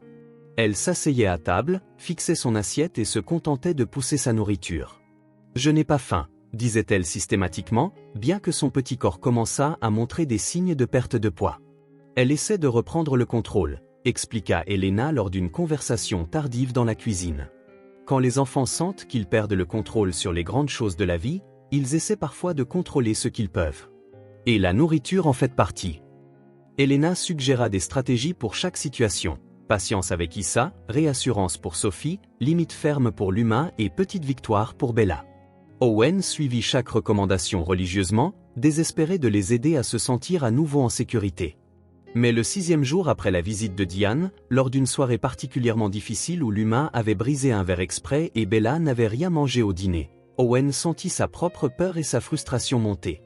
Après avoir enfin mis les filles au lit, il se retira dans son bureau et s'effondra dans son fauteuil. La peur de les perdre grandissait de jour en jour. Plus que cela, la peur qu'elles soient séparées, qu'elles traversent le même cycle sans fin qu'il avait connu. Le sentiment constant de rejet, de ne jamais appartenir, d'être toujours prêt à partir. Owen ouvrit le tiroir de son bureau et sortit une vieille photo délavée, lui-même, à 8 ans, debout seul devant l'une des nombreuses maisons d'accueil par lesquelles il était passé.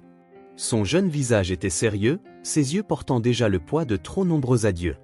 Les souvenirs qu'il avait longtemps refoulés revinrent en force. Les noms, les visages, les excuses. Nous ne sommes pas préparés pour un enfant de cet âge. Nous voulions un bébé. Nous cherchons quelqu'un de plus extraverti. Et le pire de tout, nous allons essayer un autre enfant. Essai et erreur, comme si les enfants étaient des chaussures que l'on pouvait retourner si elles ne convenaient pas parfaitement. En regardant cette vieille photo, Owen comprit. Il ne se battait pas seulement pour ses 4 petites filles endormies à l'étage. Il se battait contre le système qui l'avait autrefois fait se sentir jetable, contre l'idée que les enfants ne sont que des pions à déplacer dans un jeu bureaucratique. Il se battait aussi pour le garçon sur la photo. Son téléphone sonna, brisant le silence. C'était Jeff, son avocat. J'ai obtenu une audience préliminaire avec le juge Foster la semaine prochaine, l'informa Jeff. Il est connu pour être juste dans les affaires de garde. Ce ne sera qu'une première audience, mais c'est un pied dans la place. Et l'assistante sociale? Soumettra-t-elle son rapport avant cela? Probablement. Écoute, Owen, tu dois comprendre quelque chose. Même avec tes ressources et ton influence, ça va être compliqué. Tu demandes la garde de 4 enfants sans expérience parentale préalable, sans lien de sang avec elles. Ça va être difficile. Peu importe à quel point c'est difficile, répondit Owen, sa voix résolue malgré son épuisement. Elles doivent rester ensemble. Et je pense qu'elles doivent rester ici aussi. Après avoir raccroché, Owen passa devant la chambre des filles. La porte était légèrement entr'ouverte et il les vit dormir. Même dans le sommeil, elles restaient proches, comme de jeunes animaux cherchant la chaleur. Sophie, l'aînée, avait un bras protecteur autour d'Issa, la plus jeune. Pour la première fois de sa vie d'adulte, Owen sentit des larmes lui brûler les yeux. Pas seulement par peur de les perdre, mais pour toutes les nuits où il avait lui-même désiré que quelqu'un se batte aussi fort pour lui. Le lendemain matin, il trouva Bella assise seule dans le salon, regardant le dessin des 5 personnages se tenant la main qui était autrefois sur le frigo. Le papier était froissé, comme s'il avait été jeté puis récupéré. Bella, appela-t-il doucement. Tout va bien? Elle leva les yeux et Owen vit le même regard perdu qu'elle avait eu la nuit où il l'avait trouvée sous la pluie. Ce dessin est un mensonge, dit-elle, sa voix petite mais déterminée. Pourquoi? Demanda Owen en s'asseyant à côté d'elle sur le canapé. Parce qu'on n'est pas une vraie famille. La dame a dit qu'on devrait peut-être partir. Owen sentit quelque chose se briser à l'intérieur de sa poitrine. Tu sais, Bella, dit-il en prenant doucement le dessin froissé, les familles se font ici, il pointa son cœur, pas sur du papier ou au tribunal. Et dans mon cœur, vous 4 êtes déjà ma famille. Mais on pourrait devoir partir, insista Bella. Je me bats pour que ça n'arrive pas, répondit-il. Parfois, rendre une famille officielle prend du temps. Il y a des papiers et des règles, et on pourrait être séparés, termina Bella, sa voix tremblant. Comme ce livre sur le petit ours qui finit tout seul. Owen déglutit difficilement. Je te promets une chose. Quoi qu'il arrive, je n'arrêterai jamais d'essayer de vous garder ensemble. Et vous aurez toujours une place ici. Toujours. Bella l'étudia un long moment, comme si elle décidait s'il fallait le croire. Promets que tu ne nous abandonneras pas, demanda-t-elle enfin. Je le promets, répondit Owen sans hésitation. Alors, à sa surprise, Bella tendit la main et prit la sienne. C'était la première fois qu'elle initiait un contact physique. Alors, ce n'est pas encore un mensonge, décida-t-elle, son petit menton se relevant avec détermination. À cet instant, dans le visage d'une enfant de 5 ans, Owen vit la même force dont il avait lui-même eu besoin pour survivre au système. Et il sut, avec une certitude qu'il n'avait jamais ressentie auparavant, que c'était un combat qu'il ne pouvait pas perdre. Le lendemain matin, il appela son avocat. « Jeff, je veux que tu déterres tout sur l'accident qui a tué leurs parents. Pourquoi aucun parent ne les réclame? L'historique complet du foyer Rayon de Soleil. Tout. Et je veux déposer la demande d'adoption officielle aujourd'hui. Pour les 4. Owen, on en a déjà parlé. Le processus normal peut prendre des mois, parfois des années. Nous n'avons pas des mois, l'interrompit Owen, sa voix portant une détermination nouvelle. Je combats mes propres fantômes ici, Jeff. Et je ne laisserai pas ces enfants traverser le même enfer que moi. Il y eut un bref silence au bout du fil. D'accord, répondit enfin Jeff. Nous allons montrer au juge et à cette assistante sociale exactement pourquoi tu es le meilleur père que ces filles pourraient avoir. Owen raccrocha, regardant la vieille photo qu'il avait laissée sur le bureau. Le garçon solitaire qu'il avait été. Pour lui. Pour Sophie. Pour Luma. Pour Bella. Pour Issa. Et pour tous les enfants perdus dans le système. C'était une bataille qu'il devait gagner. Elena le trouva ainsi, fixant la photo. Sans un mot, elle posa une tasse de café sur le bureau. « Elles vont s'en sortir, dit-elle simplement. Et toi aussi. » Owen hocha la tête, rangeant la photo. À l'étage, il entendit de petits pieds nus courir dans le couloir et des voix enfantines échangeant des murmures matinaux. La maison reprenait vie, fragile mais persistante, comme les enfants qui y vivaient maintenant. La visite de Diane avait secoué le monde qu'il commençait à construire, mais elle ne l'avait pas complètement détruit. L'espoir demeurait, aussi fragile que le dessin froissé de 5 personnages se tenant la main. 3 jours après l'audience préliminaire avec le juge, Owen se réveilla avec une idée. La tension des dernières semaines avait épuisé tout le monde, en particulier les filles. Le juge avait accordé la permission temporaire qu'elles restent sous le toit d'Owen pendant que le processus d'adoption se poursuivait, une petite victoire qui apporta un soulagement immédiat mais n'effaça pas leur anxiété persistante. Il devait faire quelque chose pour les aider à être simplement des enfants à nouveau, même si ce n'était que pour une journée. « Faisons un pique-nique aujourd'hui » annonça-t-il au petit déjeuner.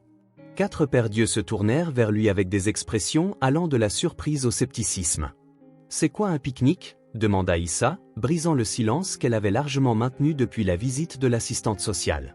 « C'est quand on mange dehors, sur une couverture, sur l'herbe, » expliqua Owen. Avec de la nourriture délicieuse, des jeux, du plaisir. Une journée juste pour nous. Dans le jardin ? Demanda Bella, montrant un intérêt sincère pour la nourriture pour la première fois depuis des semaines. Oui, dans ce coin près des arbres où le soleil du matin entre et où il y a de l'ombre l'après-midi. Elena, observant depuis la cuisine, sourit encourageante. Elle avait suggéré quelque chose de similaire quelques jours auparavant. Les enfants avaient besoin d'une journée de normalité, de joie simple, libre de l'ombre constante de la peur. « Je peux apporter Rosie ?» demanda Issa, faisant référence à sa poupée inséparable. « Bien sûr. Toutes les poupées sont invitées, » répondit Owen.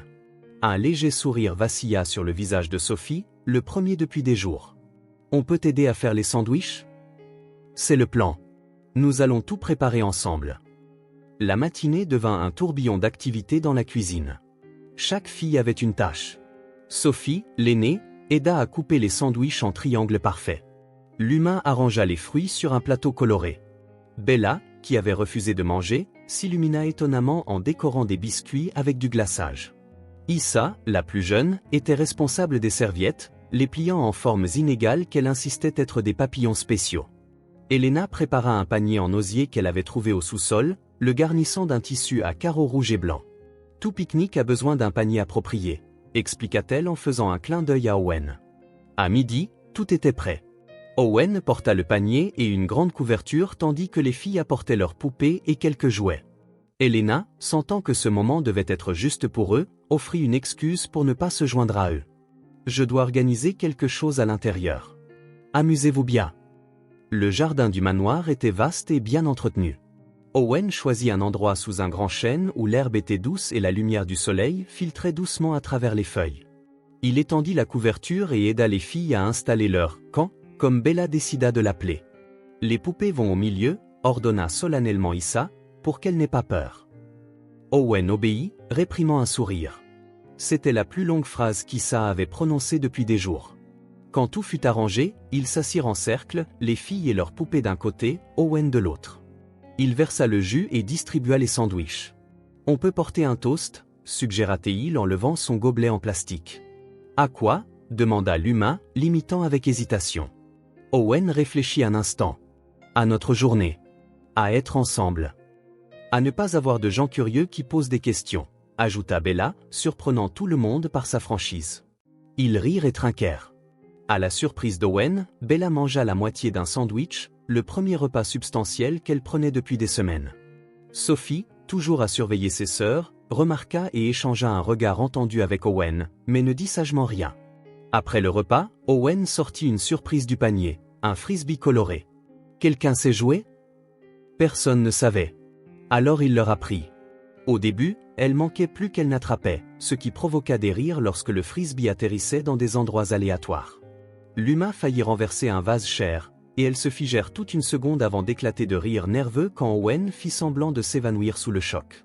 Ce rire collectif, le premier depuis des semaines, sembla briser quelque chose dans l'air. Soudain, les filles couraient partout dans le jardin, poursuivant le frisbee, se criant des directions, leur voix aiguë résonnant contre les murs autrefois silencieux du manoir. Owen resta en retrait sur la couverture, une boule dans la gorge. C'était comme si un filtre avait été retiré et qu'il pouvait enfin voir les enfants qu'elles étaient vraiment, vives, bruyantes et pleines d'énergie, sans la couche constante de peur. Sophie, habituellement si sérieuse et maîtresse d'elle-même, tournait maintenant les bras écartés, ses cheveux volant autour d'elle. Luma, la silencieuse, menait une sorte de marche désorganisée en chantant une chanson inventée. Bella courait pieds nus dans l'herbe, ses petits pieds piétinant les marguerites sans remords. Et Issa, la plus petite, sautillait dans des flaques imaginaires, gloussant de son propre jeu imaginaire. Quand elles furent enfin fatiguées, elles retournèrent à la couverture une par une, les joues rouges, respirant fort. Owen distribua des fruits et des biscuits, qui disparurent en quelques secondes. « On peut faire ça tous les jours ?» demanda Issa, allongée sur le dos, regardant les nuages. « Pas tous les jours, » répondit Owen, « mais on peut le refaire, c'est sûr. » « Ce nuage ressemble à un lapin, » commenta Bella en pointant le ciel. Bientôt, elles étaient toutes allongées, trouvant des formes dans les nuages, dragons, châteaux, ours, voitures. Le ciel se transformait sous leurs imaginations. L'après-midi passa paisiblement. Issa finit par s'assoupir sur la couverture, épuisée par le jeu. Bella et Sophie commencèrent un concours pour voir qui pouvait cueillir le plus de fleurs jaunes. Luma se rapprocha timidement d'Owen, à sa surprise, posa sa tête sur ses genoux. Il se figea un instant, craignant de briser ce geste spontané de confiance. Doucement, il commença à caresser ses cheveux sombres. Elle ferma les yeux, visiblement détendue. « Tu sais quoi ?» dit Luma doucement après quelques minutes, sa voix presque un murmure. « Quoi ?» demanda Owen sur le même ton bas. « Tu sens comme la maison. » 3 mots simples. Mais pour Owen, c'était comme si le monde entier s'arrêtait un instant. Une vague d'émotion écrasante le remplit, et il dut rassembler toutes ses forces pour ne pas pleurer sur le champ. « Vraiment ?» réussit-il à dire, sa voix rauque. Luma hocha la tête, endormi, sans ouvrir les yeux. « MHM. Ça sent la sécurité. » Owen continua de caresser doucement ses cheveux, son cœur battant d'un rythme étrange, douloureux et merveilleux à la fois. Il regarda autour de lui, Issa endormie à proximité, Sophie et Bella courant sur la pelouse, Luma lui faisant suffisamment confiance pour poser sa tête sur lui. Et une certitude limpide se forma en lui, c'était le moment le plus important de sa vie. Ce n'était plus seulement de la responsabilité qu'il ressentait maintenant, ni seulement de la protection ou du soin. C'était quelque chose de plus profond, de plus viscéral, de plus complet. Quelque chose dont il ne se serait jamais cru capable. Il se sentait père. Pas un tuteur temporaire, pas un bienfaiteur, pas un adulte essayant de faire ce qu'il fallait. Un père. Avec toute la peur, toute la joie, toute l'incertitude et tout l'amour inconditionnel que cela implique. Alors que le soleil commençait à se coucher, baignant le jardin d'une lumière dorée, Owen sut que, peu importe la durée et la difficulté de la bataille juridique à venir, ses 4 filles étaient déjà ses filles. Et il ferait n'importe quoi pour qu'elles puissent avoir beaucoup d'autres jours comme celui-ci. Des jours où elles seraient simplement des enfants. En sécurité. Aimées. Appartenant quelque part. Appartenant à quelqu'un. L'automne était arrivé en force.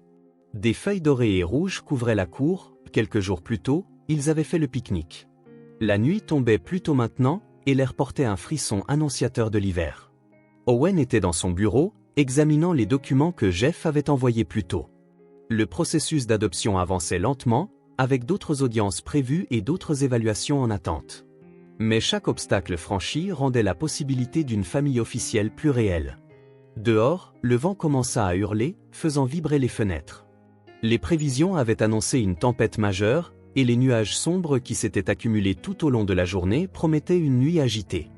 Elena était déjà rentrée chez elle après avoir mis les filles au lit. Elles avaient maintenant des chambres individuelles décorées au goût de chacune, bien qu'Owen les trouvât souvent dormant ensemble dans la chambre de Sophie les nuits comme celle-ci.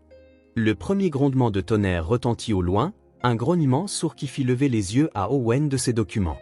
Avant qu'il ne puisse retourner à sa lecture, Un autre coup de tonnerre plus proche fit vibrer les fenêtres. 3 secondes plus tard, les lumières clignotèrent une fois, 2 fois, puis s'éteignirent complètement. Le manoir plongea dans l'obscurité totale.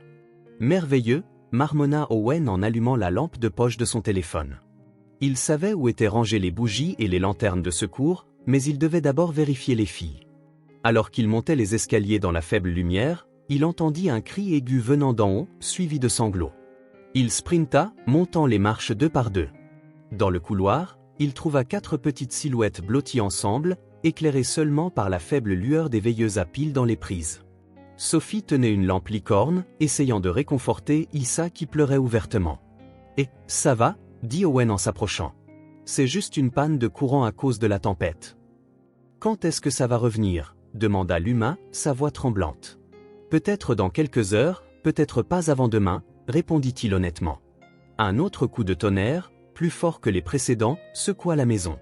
Issa poussa un autre cri, et même Bella, habituellement la deuxième plus courageuse après Sophie, tressaillit. « La tempête est juste au-dessus de nous, » dit Sophie, assumant son rôle habituel d'aînée. Issa a peur du tonnerre. « Non, j'ai pas peur, » protesta la plus jeune à travers ses sanglots, se contredisant complètement. « C'est Rosie qui a peur, » corrigea-t-elle en serrant fermement sa poupée contre sa poitrine. « Pas moi. »« Je vois, » répondit Owen sérieusement. « Beaucoup de gens ont peur des orages. Même les adultes, parfois. »« Toi ?» demanda Bella en le regardant avec scepticisme. « Parfois, je suis un peu nerveux, » admit-il. « Surtout quand je suis tout seul. » Les 4 filles le fixèrent dans la pénombre, leur petit visage pâle à la lueur de la lampe de poche. « Venez, » décida-t-il. « Je vais chercher plus de lampes de poche et on peut faire quelque chose d'amusant en attendant le courant. »« Comme quoi ?» demanda l'humain, sa curiosité l'emportant momentanément sur sa peur. « Ashm, que diriez-vous d'une cabane de couverture dans le salon? Avec des lampes de poche à l'intérieur, ça fait magique. » L'idée sembla leur plaire, mais un autre coup de tonnerre assourdissant, suivi d'un éclair lumineux à travers les fenêtres, fit qu'Issa s'agrippa à la jambe d'Owen. « Ou alors, » suggéra-t-il en voyant la panique chez la plus jeune, « on peut tous dormir ensemble ce soir. »« Qu'en pensez-vous ?»« Dans ta chambre ?» demanda Bella, surprise. « Oui. Mon lit est assez grand pour tout le monde. Et on peut raconter des histoires jusqu'à ce que l'orage passe. » La suggestion fut accueillie par des hochements de tête enthousiastes. Aucune d'elles n'était jamais allée dans la chambre d'Owen auparavant. C'était un territoire inexploré, un sanctuaire d'adultes maintenant ouvert à elle. « Je peux apporter Rosie ?» demanda Issa d'une petite voix. « Bien sûr. Toutes les poupées sont invitées, » répondit Owen, reprenant la phrase qui était devenue une sorte de code entre eux. En file indienne, Owen en tête éclairant le chemin, ils se dirigèrent vers le bout du couloir où se trouvait la suite principale. L'orage faisait rage dehors, la pluie s'abattant maintenant furieusement contre les fenêtres, mais à l'intérieur, cette petite procession avançait avec détermination. La chambre d'Owen était spacieuse et minimaliste, un lit king size, des murs neutres, peu de meubles au-delà de l'essentiel. Pas de photographie ni de décoration personnelle. C'était une chambre qui reflétait la vie solitaire qu'il avait menée avant de rencontrer les filles. « Waouh, ton lit est immense », commenta Bella, se précipitant pour y grimper immédiatement. « Attention de ne pas tomber », avertit Owen en allumant quelques bougies qu'il gardait sur la table de chevet. La lueur chaude créa une atmosphère douillette, projetant des ombres dansantes sur les murs. Pendant que les filles s'installaient, Owen attrapa des couvertures supplémentaires dans le placard. « Qui veut une histoire ?» proposa-t-il en s'asseyant sur le bord du lit. « Moi » dit Issa, serrant toujours sa poupée mais plus calme maintenant. « Quel genre d'histoire ?»« Une histoire de quand tu étais petit » suggéra Sophie. Owen parlait rarement de son passé, et les filles étaient de plus en plus curieuses. « Hachem » hésita-t-il, pensant à quelque chose d'approprié. « D'accord. Je vais vous raconter la première fois que j'ai vu la neige. » Les 4 se blottirent plus près, formant un demi-cercle autour de lui. Dehors, l'orage grondait toujours, mais ici, à la lueur des bougies, ils créaient leur propre petit univers. Owen raconta son émerveillement devant les premiers flocons, comment il avait couru dehors sans manteau approprié, la sensation de froid sur ses mains.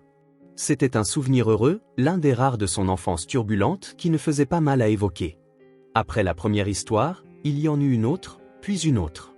Les filles partagèrent aussi leurs souvenirs, des bribes de vie avant l'accident qui avait emporté leurs parents, des moments de joie précieux auxquels elles s'accrochaient. Progressivement, leurs paupières s'alourdirent. Issa fut la première à s'endormir, recroquevillée comme un chaton entre Owen et Sophie. Bella suivit, au milieu d'une phrase sur un chien qu'elles avaient eu.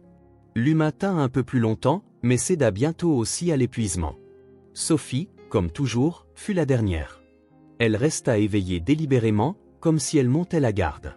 « Elles sont en sécurité, Sophie, » dit Owen doucement. « Tu peux te reposer aussi. » Elle hocha la tête, mais ses yeux sombres restèrent fixés sur lui. « Merci de nous laisser dormir ici, » dit-elle formellement. « Pas de problème. En fait, je crois que j'aime bien avoir de la compagnie. »« Tu as toujours dormi seule ?» demanda-t-elle, sincèrement curieuse. « Oui, pendant de nombreuses années. »« Tu n'avais pas peur ?» Owen sourit, touché par son inquiétude. « Parfois, admile. Tout le monde a peur parfois. » Sophie réfléchit à cela un moment, ses yeux déjà mi-clos par le sommeil.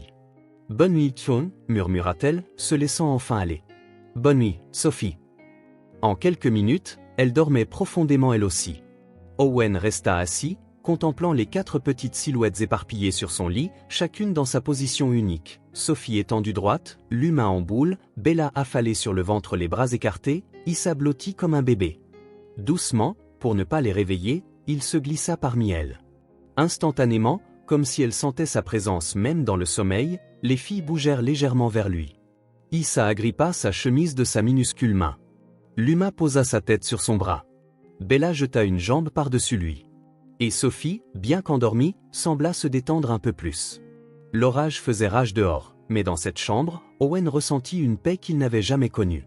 En regardant ses 4 enfants endormis, il réfléchit à tout ce qu'elles avaient traversé. Le traumatisme de la perte de leurs parents, la fuite du foyer, la survie dans la rue, la vie dans la peur constante.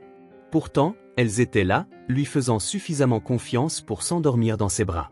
Dans l'obscurité éclairée seulement par la faible lueur des bougies, Owen murmura des mots qu'il ne dirait jamais au grand jour. « J'avais peur aussi. Pendant si longtemps. Et vous m'avez guéri. » Les filles n'entendirent pas, perdues dans leurs rêves. Mais il avait besoin de le dire à voix haute, de reconnaître la vérité qui avait transformé sa vie. Ses 4 petits cœurs battant à côté du sien avaient ravivé quelque chose qu'il pensait disparu à jamais. La capacité d'aimer inconditionnellement, d'appartenir à quelqu'un, d'être une famille. L'orage commença enfin à s'éloigner, son tonnerre maintenant distant et étouffé. Owen ferma les yeux, entouré par la chaleur et la confiance des 4 filles que le destin avait placées sur son chemin. Pour la première fois depuis des décennies, il n'était plus seul dans le noir.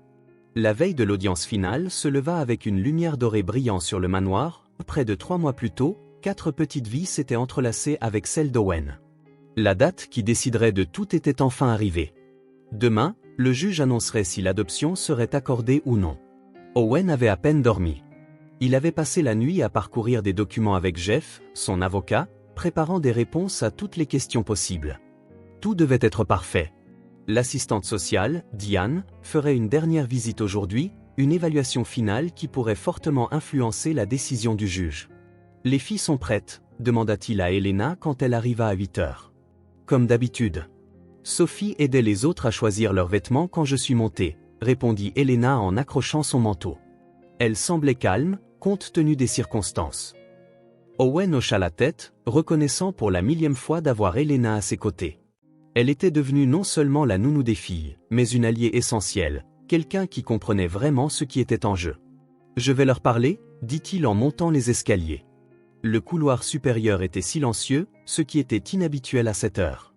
Normalement, même avec la porte fermée, il entendait leur voix, leur rire ou les disputes occasionnelles pour une poupée ou un jouet. Il frappa doucement à la porte de la chambre de Sophie, où les filles se réunissaient habituellement le matin. « Les filles ? Vous êtes réveillées ? » Pas de réponse. Il frappa à nouveau, un peu plus fort. « Sophie ? Luma ? Vous êtes là ? » Silence. Un sentiment de malaise grandit dans sa poitrine. Il ouvrit lentement la porte. La chambre était vide. Le lit de Sophie était fait, une habitude qu'elle avait adoptée méticuleusement chaque matin, comme une grande, expliquait-elle. « Bella ? Issa ?» appela-t-il en entrant dans la salle de bain attenante. Vide aussi. Owen vérifia les autres chambres, une par une, son cœur s'accélérant à chaque porte qu'il ouvrait pour trouver un autre espace vide. En bas, Elena vérifiait déjà le garde-manger et les placards, des endroits où de petits enfants pourraient se cacher s'ils jouaient. Elles ne sont pas en bas, rapporta TL, son visage habituellement calme maintenant tendu. Leur sac à dos, réalisa soudain Owen. Vérifie si leurs sacs à dos sont dans leur chambre. Chaque fille avait un petit sac à dos de couleur vive, des cadeaux d'Owen qui avaient suscité des sourires émus quand il les avait ramenés à la maison. Violet pour Sophie, bleu pour Luma, jaune pour Bella, rose pour Issa. Elena remonta en courant pendant qu'Owen fouillait la cour, le sous-sol, chaque coin de la propriété, les appelant avec une panique croissante. Quelques minutes plus tard, Elena revint, pâle. Les sacs à dos ont disparu. Et les poupées aussi. Owen sentit le sang quitter son visage. Elles étaient parties. D'elles-mêmes. 4 petits-enfants, l'aîné n'ayant que 6 ans, l'adorent, quelque part dans l'immense et dangereuse ville. Il faut appeler la police, dit-il, prenant déjà le téléphone. Attends, l'arrêta Elena en tendant un morceau de papier. J'ai trouvé ça dans la chambre de Sophie, sur le lit. C'était une grande feuille de papier à dessin, pliée en 2. Sur le devant, en lettres colorées et inégales, il était écrit « Pour Owen ». Il l'ouvrit avec des mains tremblantes. À l'intérieur, il y avait un dessin. Les 4 filles se tenant la main, s'éloignant d'une silhouette plus grande, manifestement destinée à être Owen. Des cœurs rouges flottaient entre eux. En dessous, écrit en grosses et petites lettres, certaines inversées, se trouvait un message d'une écriture enfantine. « On part avant qu'ils te nous prennent. On t'aime. Désolé. » Dans le coin inférieur, chacune avait signé son nom du mieux qu'elle pouvait. Sophie en lettres d'imprimerie soignées, Luma en lettres ondulées, Bella avec un grand B suivi de petites lettres, et Issa avec juste un i et une série de cercles représentant le reste de son nom. Owen sentit le sol disparaître sous ses pieds. Il s'affaissa dans le fauteuil le plus proche, le papier tremblant dans ses mains. « Elles se sont enfuies, murmura-t-il. Elles sont parties pour ne pas être prises. » Elena lut par-dessus son épaule, son expression s'adoucissant malgré son inquiétude. « Elles essaient de te protéger, dit-elle doucement. À leur manière. » Owen leva les yeux, confus. « Elles pensent t'épargner de la peine, expliqua Elena. Si elles partent maintenant, selon leurs propres termes, tu n'auras pas à les voir être emmenées. » La logique enfantine, si simple et si douloureusement mal avisée, frappa Owen comme un coup physique. Elle préférait le quitter volontairement plutôt que de le voir souffrir si elles étaient retirées de force. « Il faut les retrouver, dit-il en bondissant sur ses pieds. Avant que l'assistante sociale n'arrive. Si elles découvrent qu'elles se sont enfuies. » Pas besoin de finir la phrase. Tous deux savaient ce que cela signifierait pour le processus d'adoption. « Où penses-tu qu'elles iraient ?» demanda Elena, attrapant déjà son manteau. Owen essaya de penser comme les filles. Où 4 petits-enfants sans argent ni ressources chercheraient-elles refuge? Le parc, dit-il soudain, le souvenir vif. Le parc où je les ai emmenés dimanche dernier. 4 jours plus tôt, comme dernière sortie heureuse avant l'attention de l'audience finale, Owen avait emmené les filles au parc de la ville. Ça avait été une journée parfaite, soleil éclatant, ciel bleu, glace fondante et rire résonnant partout. Les filles étaient montées sur tous les équipements de l'aire de jeu, avaient couru sur l'herbe, nourri les canards à l'étang. Une journée de pure joie, comme un moment suspendu dans le temps avant la décision qui pourrait les déchirer. Il y avait un grand toboggan coloré, continua Owen, se dirigeant déjà vers la porte. Sophie a dit que c'était le plus bel endroit qu'elle ait jamais vu. J'appelle la police pendant que tu vérifies le parc, proposa Elena, mais Owen secoua la tête. Non. Si la police les trouve, ils les emmèneront directement au SPE. Nous devons arriver à elles en premier. Il attrapa ses clés de voiture, l'esprit calculant combien de temps il faudrait à 4 petits-enfants pour marcher jusqu'au parc. Elles devaient être parties avant l'aube pour que personne ne les voie. L'assistante sociale arrive dans 2 heures, lui rappela Elena. Si elles ne sont pas de retour d'ici là. Elles le seront, insista Owen avec plus de conviction qu'il n'en ressentait. Appelle Jeff. Explique la situation. Demande-lui de retarder sa visite d'une manière ou d'une autre. Si nous ne sommes pas de retour? Le trajet jusqu'au parc, qui avait pris 20 minutes d'étendue dimanche, semblait maintenant interminable. Owen conduisait à la limite de la vitesse autorisée, scrutant chaque trottoir, chaque coin de rue, à la recherche de 4 petites silhouettes. Le parc était presque vide à cette heure matinale.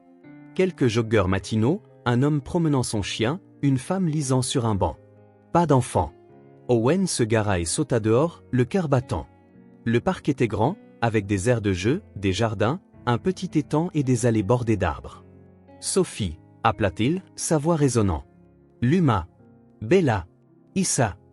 Aucune réponse, sauf le chant des oiseaux et le bruissement des feuilles. L'aire de jeu était déserte, les balançoires se balançant légèrement dans la brise. Owen courut vers le grand toboggan coloré qui avait été le préféré des filles. Il en fit le tour, leva les yeux, s'accroupit pour vérifier en dessous. Et là, elles étaient blotties sous la plateforme du toboggan. Toutes les quatre, endormies les unes dans les bras des autres, enveloppées dans de fines vestes, utilisant leurs sacs à dos colorés comme oreillers, serrant leurs poupées.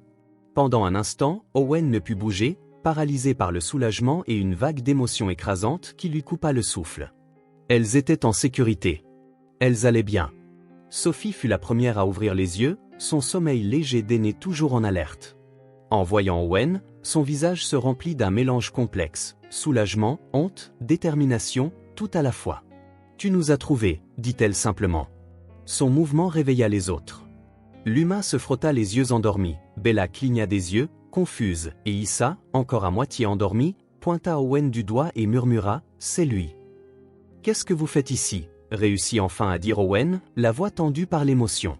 « On a laissé une note », répondit Bella, comme si cela expliquait tout. « Vous ne pouvez pas partir comme ça », dit-il, essayant de garder sa voix ferme malgré le tremblement. « C'est dangereux. Vous auriez pu être blessé. On voulait juste aider, » expliqua Luma, ses grands yeux sérieux fixés sur lui. « Si on n'est pas là, tu ne seras pas triste quand cette dame nous emmènera. » Owen sentit comme si quelque chose en lui se brisait et se réparait en même temps. La logique enfantine, si simple et profondément aimante, le laissa sans voix. Il s'accroupit jusqu'à être à leur niveau, puis fit la seule chose qui semblait possible, il ouvrit les bras. Aucun mot n'était nécessaire. Comme une petite vague, les quatre filles se précipitèrent vers lui, abandonnant sac à dos et poupées, cherchant l'étreinte dont elles avaient eu peur qu'elle ne lui cause de la peine. Owen les serra, sentant leur petit corps trembler, leurs cheveux en désordre, l'odeur de sommeil et d'innocence. Des larmes coulèrent sur son visage, une fois de plus, et il s'en fichait. « Ne refaites plus jamais ça », murmura-t-il enfin, la voix étranglée. « Ne partez jamais sans me le dire. S'il vous plaît. On voulait seulement... » commença Issa, mais Owen secoua la tête. « Je sais. Mais ce n'est pas comme ça que ça marche. Ce n'est pas comme ça que les familles fonctionnent. » Le mot « famille » flotta dans l'air, chargé d'espoir et de peur. « On voulait rester avec toi », murmura Sophie si bas que seul Owen pouvait l'entendre. « Seulement toi. » Ces mots simples frappèrent droit au cœur. Owen se recula légèrement, regardant les quatre visages devant lui. Sophie, chargée de trop d'inquiétude pour son âge, Luma, tranquillement intense, Bella, courageuse déguisée, Issa, honnêtement vulnérable. « Je veux rester avec vous aussi, » répondit-il en essuyant une larme sur la joue d'Issa avec son pouce. « Plus que tout au monde. Mais s'enfuir n'est pas la solution. Jamais. »« Et si le juge dit non ?» demanda Bella, donnant voix à la peur qui les hantait toutes. « Alors on continue de se battre, » répondit Owen fermement. « Ensemble. Comme une famille. Parce que c'est ce que nous sommes.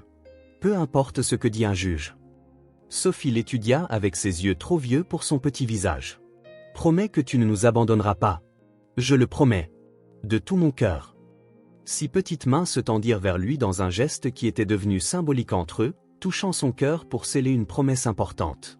Owen posa sa main sur les leurs, sentant le pouls de la vie, de l'espoir et d'un avenir qu'il ne savait pas encore avoir, mais pour lequel il se battrait avec tout ce qu'il avait. « Rentrons à la maison, » dit-il doucement. « Nous avons une visite importante aujourd'hui, vous vous souvenez ?» Les filles hochèrent la tête, et Owen aida à rassembler les sacs à dos et les poupées. Issa insista pour être portée, son petit corps épuisé par la peur et la longue marche. Owen la hissa facilement, l'installant sur sa hanche tout en tendant la main aux autres. Sur le chemin de la voiture, Sophie marchait à côté de lui, inhabituellement silencieuse. « Qu'est-ce qui ne va pas ?» demanda-t-il en remarquant son expression inquiète. « Tu es vraiment en colère contre nous ?» demanda-t-elle, sa lèvre inférieure tremblant légèrement. « Je ne suis pas en colère, » répondit Owen honnêtement. « J'ai eu peur. C'est différent. »« Peur ?» Bella fronça les sourcils. « Mais tu es grand. »« Les adultes ont peur aussi, » expliqua-t-il doucement. « Surtout quand il s'agit des gens qu'on aime. » Le mot « aime » sortit naturellement, sans planification. Les quatre filles levèrent les yeux vers lui, leurs yeux soudain brillants. « Tu nous aimes ?» demanda Luma, sa voix à peine plus qu'un soupir. Owen s'arrêta de marcher, regardant chacune d'elles. Le vide désespéré qu'il avait ressenti en trouvant leur chambre vide, en lisant leurs notes, en imaginant la vie sans elles. Il avait déjà sa réponse. « Oui », dit-il simplement. « Je vous aime très fort. » Sur la banquette arrière de la voiture, les 4 filles s'entassèrent, toujours épuisées par une nuit blanche et la longue marche jusqu'au parc. Avant même qu'Owen ne démarre le moteur, Issa s'était rendormie, sa tête reposant sur l'épaule de Sophie. En rentrant, Owen appela Elena. « Je les ai trouvées », dit-il, le soulagement évident dans sa voix. « Alors, elles étaient au parc ?»« Exactement où je pensais. Nous rentrons. »« Dieu merci », répondit Elena. Jeff a réussi à retarder la visite de l'assistante sociale jusqu'après le déjeuner. Il lui a dit que tu devais emmener les filles pour un contrôle médical de dernière minute. Brillant, dit Owen en jetant un coup d'œil dans le rétroviseur aux 4 formes épuisées. Dis-lui que je lui en dois une. Quand il raccrocha, il réalisa que Sophie était toujours éveillée, l'observant avec ses yeux alertes. Est-ce que tout ira bien ? Demanda-t-elle doucement pour ne pas réveiller ses sœurs. Owen hésita. Il voulait promettre que oui, que demain le juge signerait les papiers et qu'il serait une famille officielle.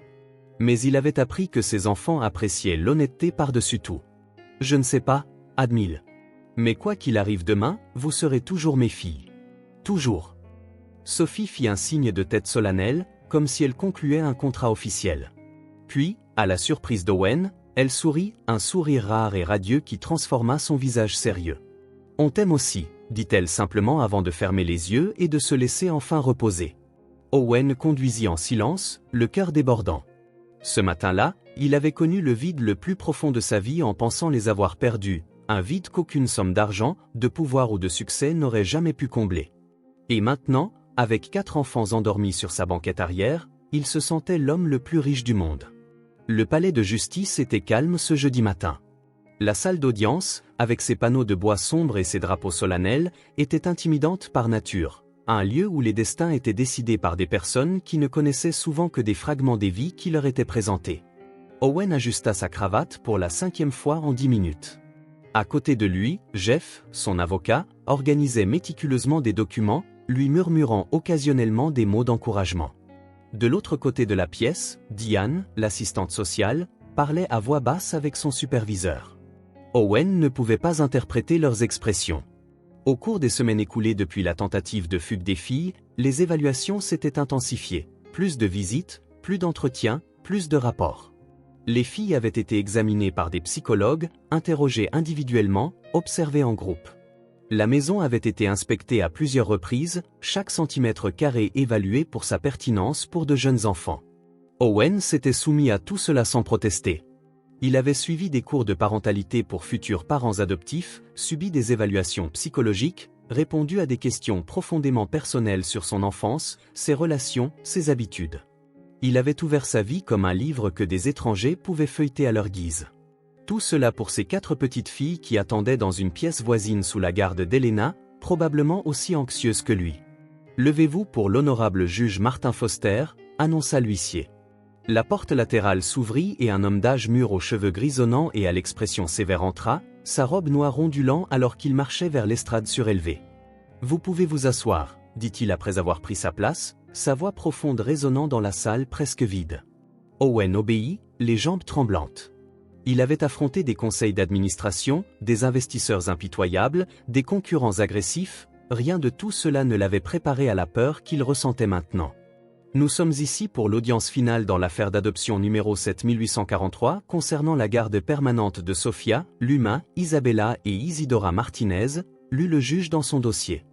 Monsieur, vous demandez l'adoption plénière des 4 mineurs, c'est exact. Oui, votre honneur, répondit Owen, sa voix stable malgré ses nerfs. Le juge ajusta ses lunettes, étudiant les documents devant lui. J'ai ici tous les rapports des SPE, les évaluations psychologiques, les dossiers scolaires préliminaires. Il feuilleta quelques pages. Je vois aussi le rapport sur la récente disparition des mineurs il y a 3 semaines. Owen déglutit. Cet incident pouvait être utilisé contre lui. J'aimerais entendre Mademoiselle Foster, la représentante des services de protection de l'enfance, continua le juge. Diane se leva, professionnelle comme toujours dans son tailleur gris. Au cours des derniers mois, Owen l'avait vue comme une adversaire, une menace. Aujourd'hui, elle pouvait être une alliée ou le coup de grâce final à ses espoirs de famille. Votre honneur, commença-t-elle, l'affaire Martinez est inhabituelle à bien des égards. Le début a été, pour le moins, irrégulier. Les mineurs étaient sous la garde de l'État lorsque monsieur les a trouvés et les a emmenés à sa résidence sans en informer les autorités compétentes. Le juge hocha la tête, son expression illisible.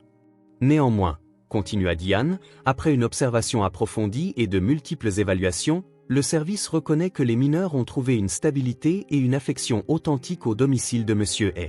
Les évaluations psychologiques indiquent des progrès émotionnels significatifs chez les 4 enfants depuis qu'elles sont sous sa garde.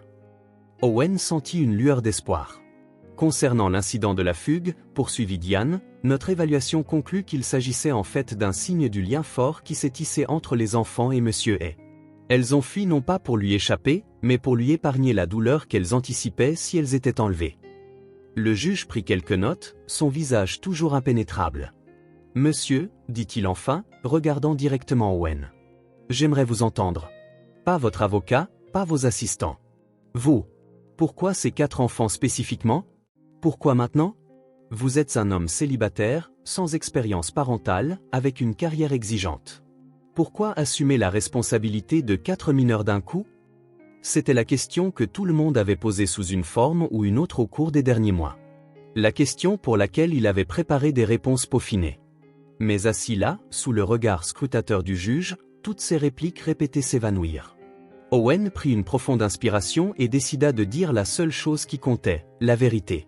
« Votre honneur » commença-t-il, sa voix plus douce que d'habitude. « J'ai grandi en foyer d'accueil. J'ai été déplacé cette fois avant mes 10 ans. Toujours seul. Toujours étiqueté difficile à placer. C'était écrit dans les rapports que je n'étais pas censé voir, mais que j'ai vu. » Le juge haussa légèrement les sourcils, ne s'attendant manifestement pas à ce début. Quand j'ai réussi dans les affaires, j'ai pensé que j'avais enfin surmonté tout ça. Que l'argent et le statut combleraient le vide que je portais depuis l'enfance. Mais ce n'est pas le cas. Ma maison était un endroit froid. Parfait et vide. Tout comme moi. Owen marqua une pause, surpris de sa propre honnêteté. Puis, une nuit pluvieuse, j'ai trouvé 4 petites filles assises sur un trottoir. Et quand j'ai demandé pourquoi elles pleuraient, la plus jeune a dit « Personne ne veut de nous ». Sa voix s'étrangla légèrement, mais il continua. Ces mots, votre honneur, c'était comme entendre mon propre cœur parler. Je les ai ramenés à la maison cette nuit-là parce que, à ce moment-là, ce n'étaient pas juste 4 enfants inconnus. C'était comme si, d'une certaine manière, j'aidais ce petit garçon effrayé que j'avais été. Le juge écoutait attentivement, sans interrompre. Mais quelque chose s'est passé dans les semaines qui ont suivi, poursuivit Owen, un petit sourire se formant au souvenir. Elles n'étaient pas seulement des reflets de mon passé. Elles étaient Sophie, avec sa protection féroce envers ses sœurs. Luma, avec son observation silencieuse et sa musique.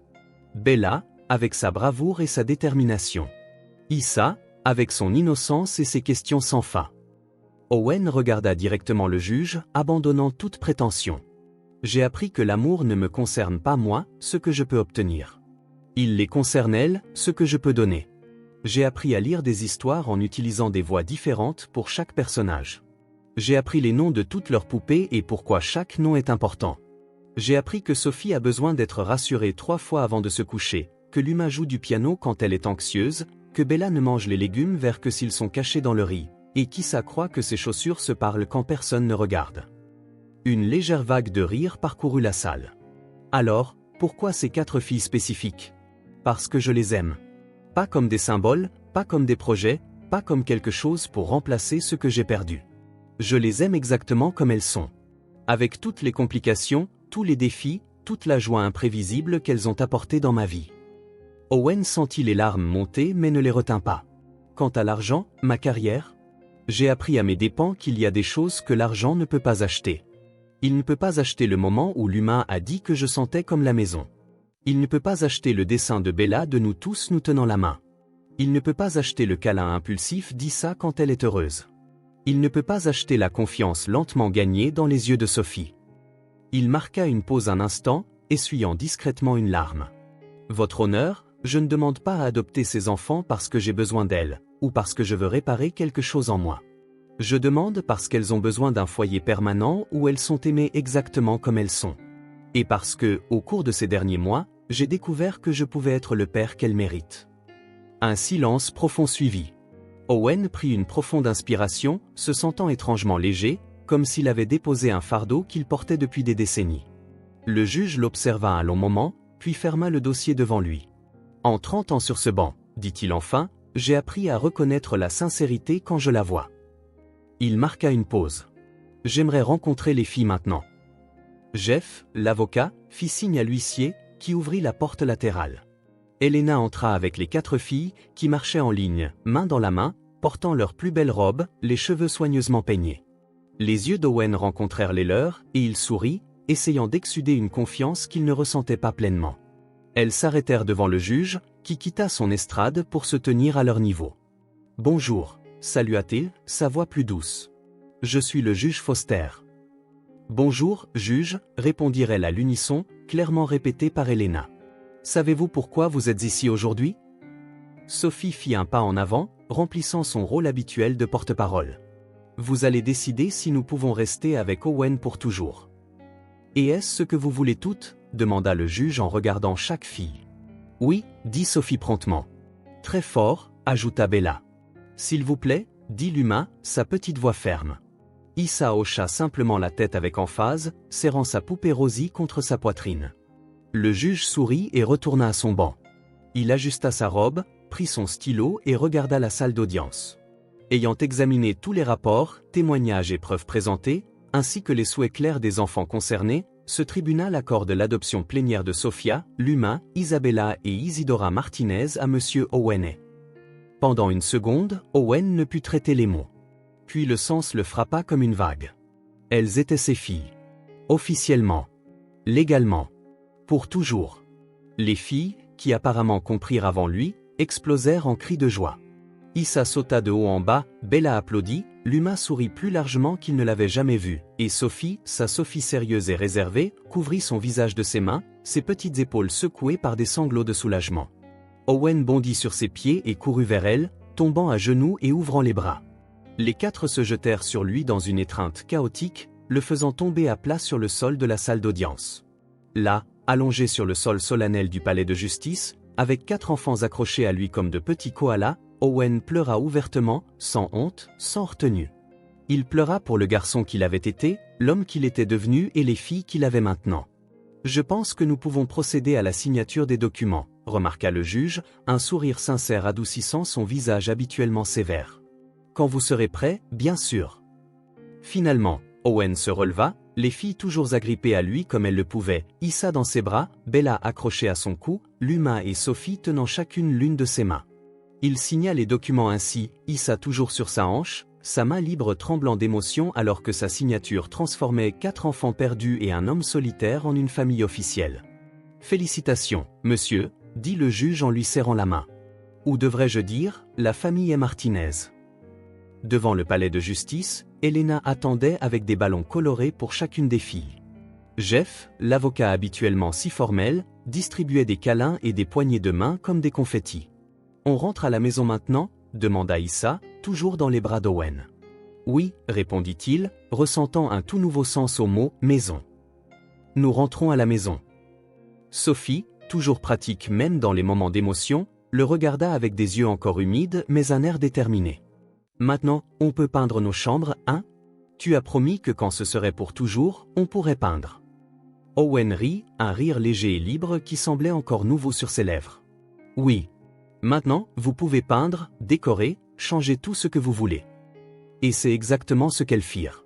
Dans les semaines qui suivirent, le manoir autrefois froid et élégant se transforma complètement. La chambre de Sophie fut peinte en bleu ciel et remplie de livres. Celle de l'humain fut faite dans un vert tendre avec un espace spécial pour son petit piano. Bella choisit un jaune vif qui, selon elle, ressemblait au soleil.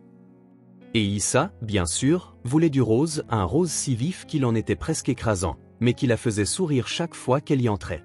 La maison, autrefois une vitrine architecturale, devint un chaos animé. Il y avait des dessins sur les murs, des petites chaussures dans le couloir, des collations à moitié mangées abandonnées dans des endroits aléatoires. Les sons des rires, des disputes, de la musique de piano, des histoires du soir, tout résonnait dans les couloirs qui avaient été si silencieux. Un dimanche après-midi, 2 mois après l'adoption officielle, Owen regardait ses filles jouer dans le jardin, assis sur les marches du porche avec une tasse de café oubliée à ses côtés. Il s'émerveillait du miracle de sa nouvelle vie. Elena s'approcha et s'assit à côté de lui. « À quoi tu penses » dit-elle doucement. Owen sourit, les yeux toujours fixés sur les filles. « Je pensais à quel point c'est drôle. J'ai passé toute ma vie à construire quelque chose, des entreprises, des gratte-ciel, des fortunes. Je pensais que ce seraient mes plus grandes réalisations. » Il marqua une pause, regardant Issa tomber et Sophie se précipiter pour l'aider. « Mais au final, ma plus grande réalisation a été d'apprendre à aimer 4 petites personnes. À être une famille. » Elena hocha la tête, une sagesse calme dans son regard. « Certaines leçons coûtent plus cher que l'argent, remarqua-t-elle. »« Oui, » acquiesça Owen en se levant alors que Bella l'appelait pour voir quelque chose d'important. « Et ce sont exactement celles qui valent chaque centime. » 2 ans s'étaient écoulés depuis l'adoption officielle. Le manoir autrefois impeccable était maintenant plein d'histoires dans chaque recoin, murs affichant des dessins d'enfants, canapés tachés de jus, jouets oubliés sous les coussins. La perfection architecturale avait cédé la place à la perfection du chaos familial, le genre de désordre qui signifie la vie. Le matin, le couloir de l'étage résonnait de disputes sur qui aurait la salle de bain en premier et d'accusations de vêtements empruntés. « Papa ! Bella a encore pris mon t-shirt. » La voix de Luma, maintenant âgée de 9 ans, retentit avec indignation. « Pas du tout. C'est le même que le mien. » rétorqua Bella, 8 ans. Owen, qui se levait autrefois précisément à 5h30 pour de l'exercice solitaire, se réveillait maintenant au son de ces petits conflits matinaux. Il sortit de sa chambre, déjà habillé pour le travail, prêt pour une autre séance de médiation entre ses filles. « Bella, rends son t-shirt à ta sœur. Luma, prête-lui le verre aujourd'hui, et on achètera plus de vêtements ce week-end, d'accord ?» Dans la cuisine, Sophie, maintenant âgée de 10 ans, aidait Elena à préparer les boîtes à lunch. Ses petites mains capables assemblaient des sandwichs, coupaient des fruits et séparaient les collations. « Papa, Issa ne veut pas de sandwich aujourd'hui, » rapporta Sophie, toujours à l'écoute des besoins de ses sœurs. Elle veut les briquettes de jus et les paquets de snacks comme ses copines.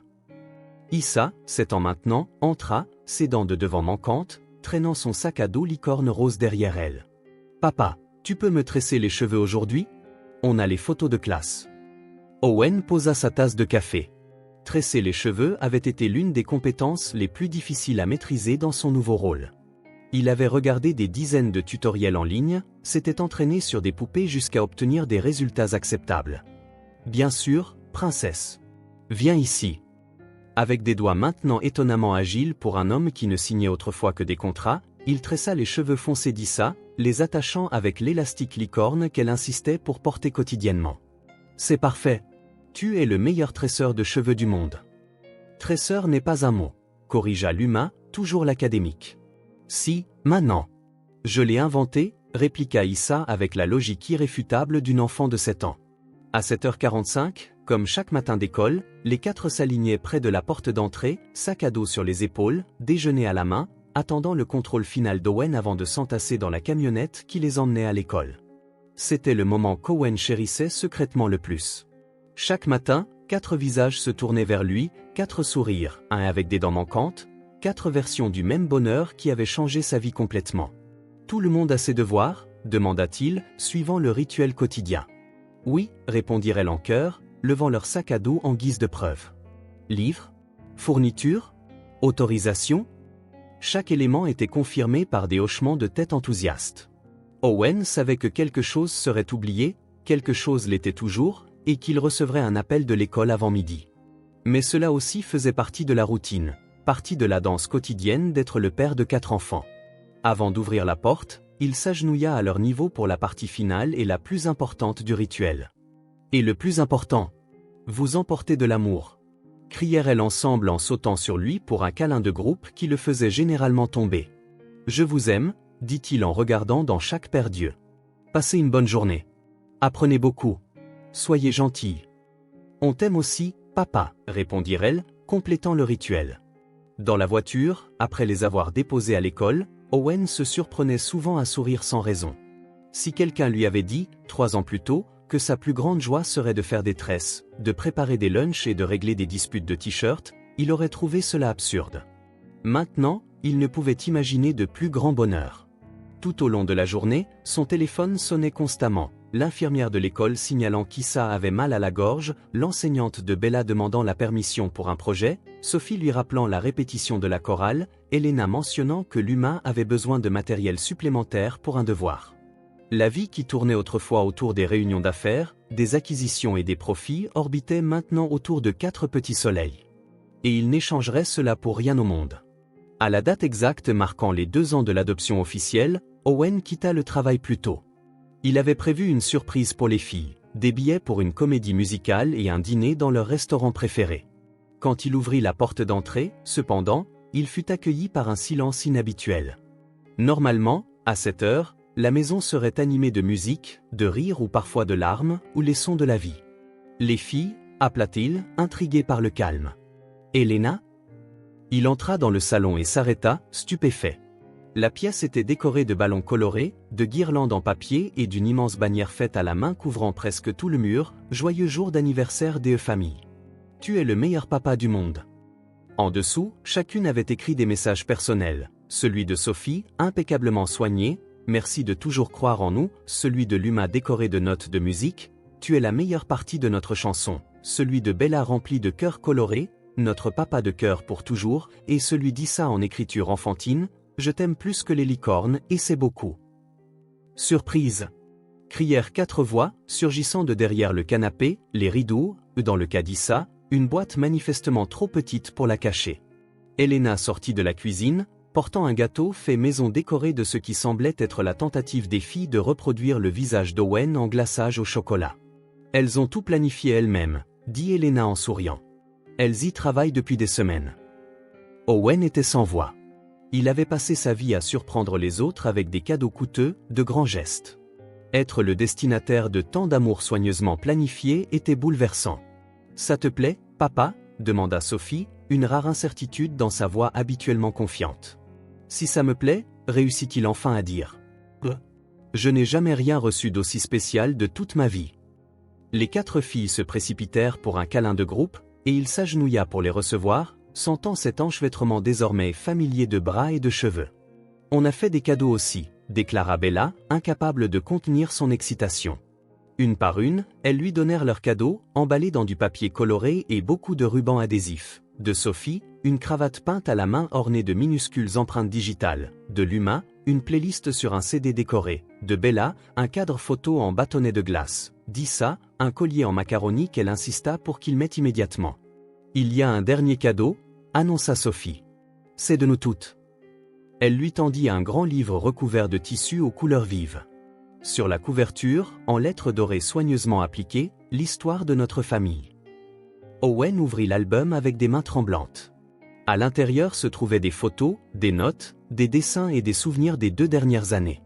La première page montrait une reconstitution de cette nuit pluvieuse, avec une légende de l'écriture de Sophie, le jour où nous nous sommes trouvés.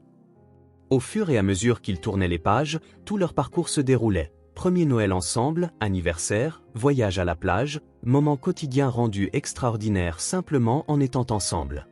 Sur la dernière page, une photo récente d'eux 5 souriant lors d'un pique-nique. En dessous, d'une écriture d'adulte mais signée par les 4, au meilleur papa du monde, qui nous a montré que la famille, ce n'est pas avec qui on est, mais qui choisit de rester ensemble pour toujours. Issa, perché sur son épaule comme elle aimait le faire, se pencha et lui murmura à l'oreille, « Tu ne nous as pas sauvés, papa. Nous nous sommes trouvés avec toi. » Owen leva les yeux, stupéfait par la profondeur de ces mots venant de la plus jeune. Elena sourit, haussant les épaules comme pour dire, elle l'a trouvée toute seule. Luttant contre les larmes, Owen serra à nouveau ses filles dans ses bras. Pour la première fois, il se sentit vraiment aimé. Pas pour quelque chose qu'il avait accompli ou acheté, pas pour sa richesse ou son succès. Il était aimé simplement pour être celui qu'il avait choisi d'être, un père. Les heures qui suivirent furent remplies de musique forte, de danses impromptues, de jeux bruyants et de rires sans fin. Le manoir qui accueillait autrefois des négociations de plusieurs millions de dollars contenait maintenant quelque chose d'infiniment plus précieux, les jours imparfaits, bruyants et glorieux d'un amour désordonné.